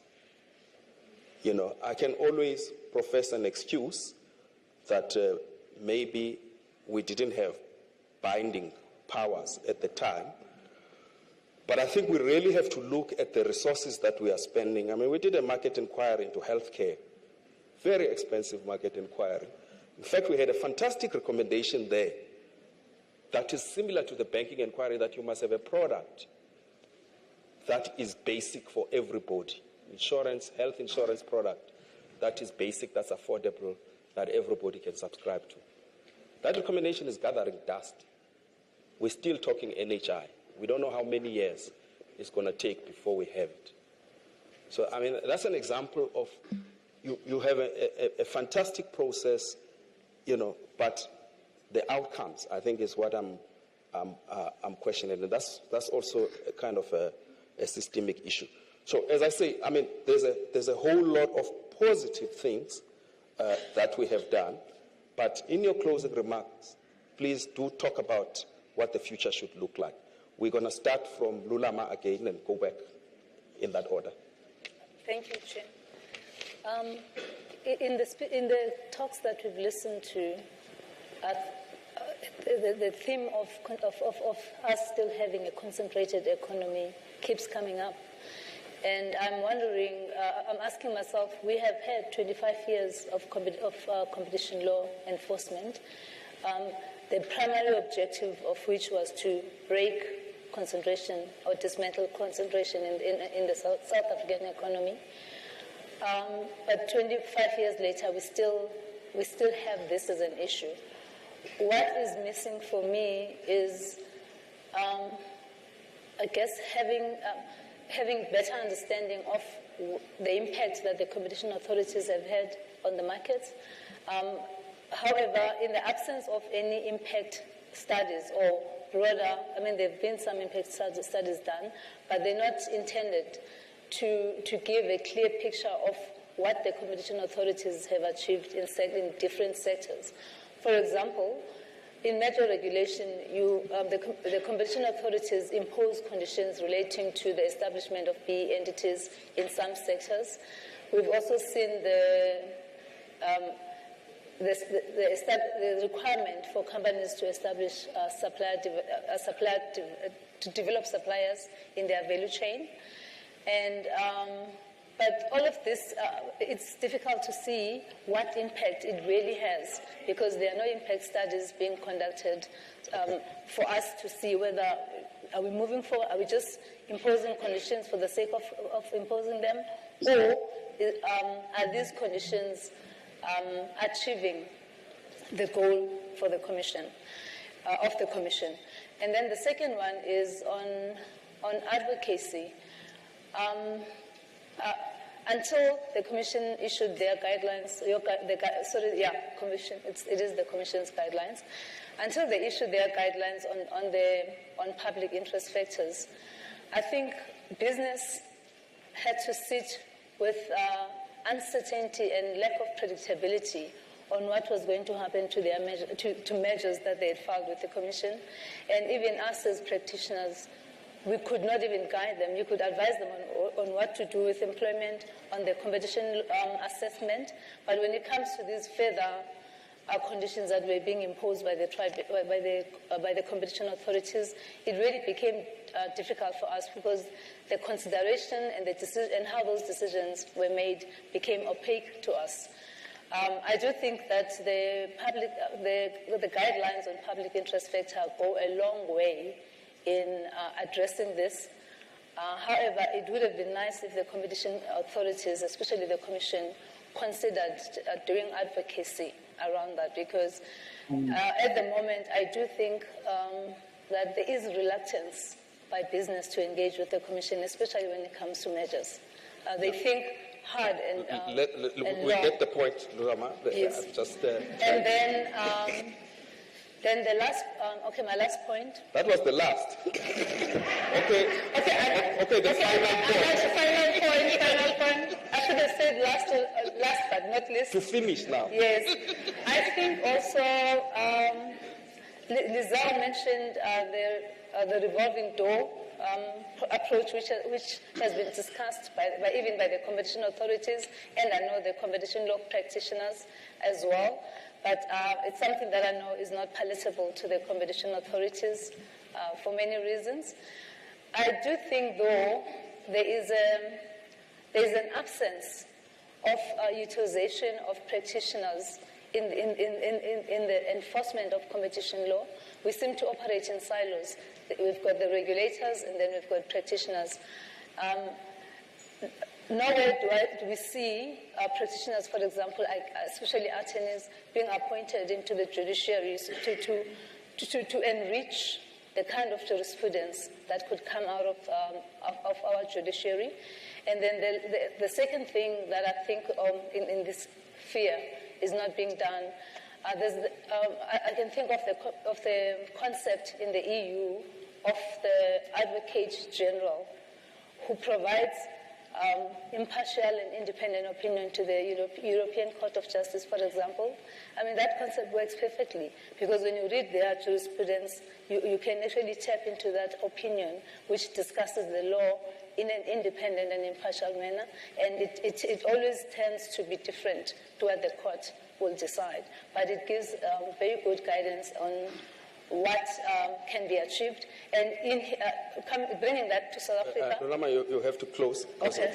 The lunch is the big problem. So I would like to see that concept being considered, especially to bring in your private, your competition law practitioners. Yeah. Thank you very much. Lizelle, we didn't get to discuss the point Lulama has raised, but I thank Lulama for raising it, that of how this work feeds into the judiciary, right? So how do we get exposure to people, especially black people, women, to this type of work, so that we have the system sustained moving forwards, because this is the population from where you are going to draw your judiciary. I don't want to put you on the spotlight, but you are from ENS. so I think you are well placed to talk about this as you make your concluding remarks on any other thing. Yeah, I'm well aware of the fact that I'm standing between people and their lunch, and that's not a good place to be. So I'm just going to very quickly, on this issue of briefing patterns and who we get involved in the industry. We had a very complex matter last year and the beginning of this year, and when we were looking for black counsel, we couldn't find anybody, because everybody was too busy with competition work. So either the pool is too small, or everybody is actually a mindful. Or there are many, but you just can't see them. No, it was a long list. I mean, because there is a lot of numbers. I'm just saying that because you haven't briefed them before, you can't have confidence in them. I mean, this is... But we had a long list. We really had, for me it was a long list. It was 15 people that we went through. Yeah. And we struggled. We struggled to find somebody with capacity, which means that list of 15 isn't long enough, clearly. Yeah. So that's the one thing. I think people, certainly law firms are aware of the obligation that we have to transformation, and that we should be briefing not just those people that we've briefed for 20 or 25 years, and then and if we brief people that we've been working with for 20 or 30 years, that we get black juniors involved, etc. So I think that is an acceptable practice in the industry. To come back to what we should be focusing on for the next 25 years, I think what would enrich the industry that we work in, and it touches on Lulama's point as well, about guidelines and the like. Guidelines I find are quite sterile, because they're not real live matters. But what has been incredibly valuable has been the fact that the Competition Tribunal publishes decisions. And that becomes what we work with. And in other words, my experience in a large merger becomes everybody's experience in a large merger, because that's available. We don't have that with a commission. We don't have it with your cases that you non-refer.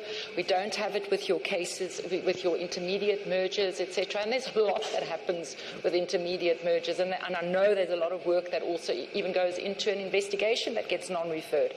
And none of that gets shared. As an advisor, I know that if we can say to our clients, in case X, this is how the competition authorities dealt with this conundrum, it strengthens our advice to them to say, don't do it, or yes, you can do it, or not. Thank you. Mr. Basina, are we doing well in meeting the expectations? I mean, from just a generalist who's not a specialist, when you look at us, what's your feeling about us and our impact? Are we as important as we think? For sure. Well, I think the institution is very important. I'm not sure about individuals. So I wanted to make this point, Commissioner, that so when you look at the Commission's concentration tracker report, it reveals that of the 144 sectors of the economy that were examined, at least 69.5% of those remain highly concentrated. So the point here is that we think that moving to the future, the Competition Commission will have to go back to the drawing board to re-strategize on what can be done on concentration.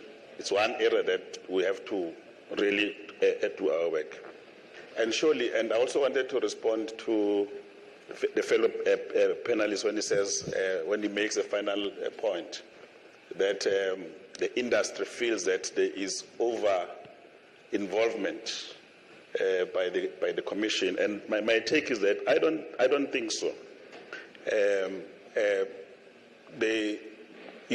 lot of wrong things have been happening in the market, so state has to intervene through the Commission to do some work. And I think that there has been very clear line and everyone who's talking here were emphasizing how professional and objective the institution has been. So it will be amiss of me not to raise a point that where there are issues, the state will have to come through and ensure that on behalf of our people. And the last point I want to raise before the question maybe is that the amendments of 2019 have actually given the Commission binding powers and on remedial actions in the market. Those have to be utilized into the future so that any person who wants to pursue wrongs, they must know that you have teeth, you can do this kind of work. The question that was asked directly to me on whether or not the austerity is good, obviously austerity is not good and is not sustainable and is not desirable, but that's where we are. So we've got to counterbalance the issues and also allocate resources in all areas because there's so many needs in South Africa. You know, if you sit with practitioners in the human settlement, they will tell you that we are not building enough houses. If you sit with practitioners in health, they will tell you that you are not building enough hospitals for the uptake of the NHI and so on and so on. So it's to counterbalance. That's why we need to look at other options. And I think at the level of portfolio committee, which I will not repeat, we are beginning to say we must look at issues of sustainability so that the Commission is not limited due to resources. So I would like to leave it there. Thank you very much. Thank you. And then now I'm going to go to the online people. Makale. Thank you, Chair. So we are embarking on a journey to develop a 5-year strategy. And as we do that, we should be focusing on prioritizing sectors that contribute to the poor in terms of impact, sectors that brings in economic transformation, sectors that brings in economic growth. And for us to do that effectively, we need decisive leadership. Thank you. Thank you very much. Mr. Zamir. Thank you very much, Chair. Just from my side, as you said, it will not possible to really do justice to the legacy within a short period of time. But firstly, I just think we should encourage people to do some case studies on the legacy, whether it's any of our top business schools or PhD students at our universities. That would be really great. And then secondly, Lulama made a good point earlier around talent development, that they used to get exposure to the likes of the EU commissions and the like. And I'd like to hope and suggest that those programs should continue. We should be intentional and deliberate in training young competition lawyers and practitioners so that we sustain the good work that has been done so far. And then thirdly, I agree with the Honourable Masina that in order to sustain the good work that has been done so far, we really need to look at the issue of resourcing the Commission that much better. I think it's important.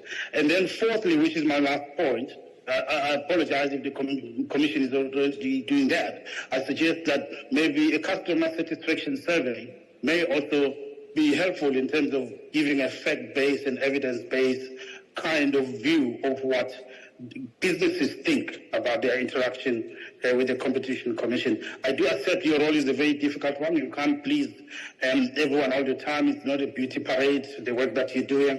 You have to be firm. You have to protect the underprivileged and the underprotected. But I think it's also important to protect SA Inc.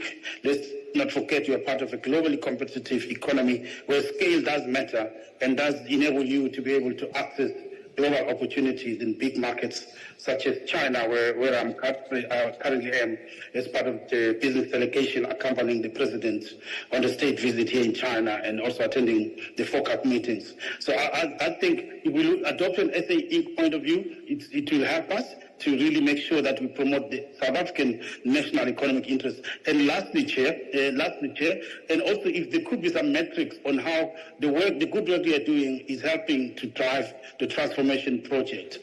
The point has been made that the economy is over-concentrated. We've not seen a lot of transformation in the Johannesburg Stock Exchange over the past 30 years. And I think the work that you do should also help us deal with having black giants, black industrialists emerge, not just in the local South African economy, but that can play globally. You win in Europe, North America, and here in China, just like we see India has done it, China has done it, and Brazil is doing it, and we also can do it and must do it. Thank you very much. Thank you very much. Colleagues, we have really run out of time. We are going to lunch. I would just like to congratulate the competition authorities, the Commissioner, Tsepe, and Mondo Mazwai from the tribunal, the chair of the tribunal, on this 25 years of the competition authorities and on organizing this conference. We could have spoken about digital markets, the fantastic work you're doing. We could have spoken about the ACF.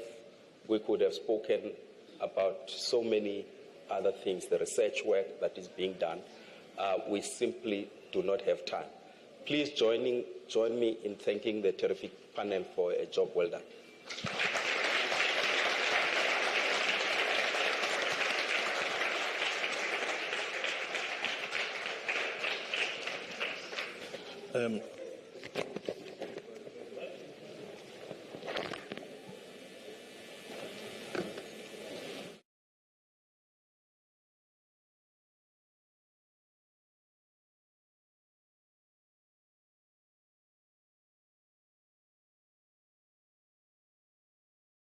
Things have been said, so there's perhaps only one point that I'd personally like to make, which is there's been a lot of talks about resourcing, and there have been a lot of calls for resourcing of the Competition Commission.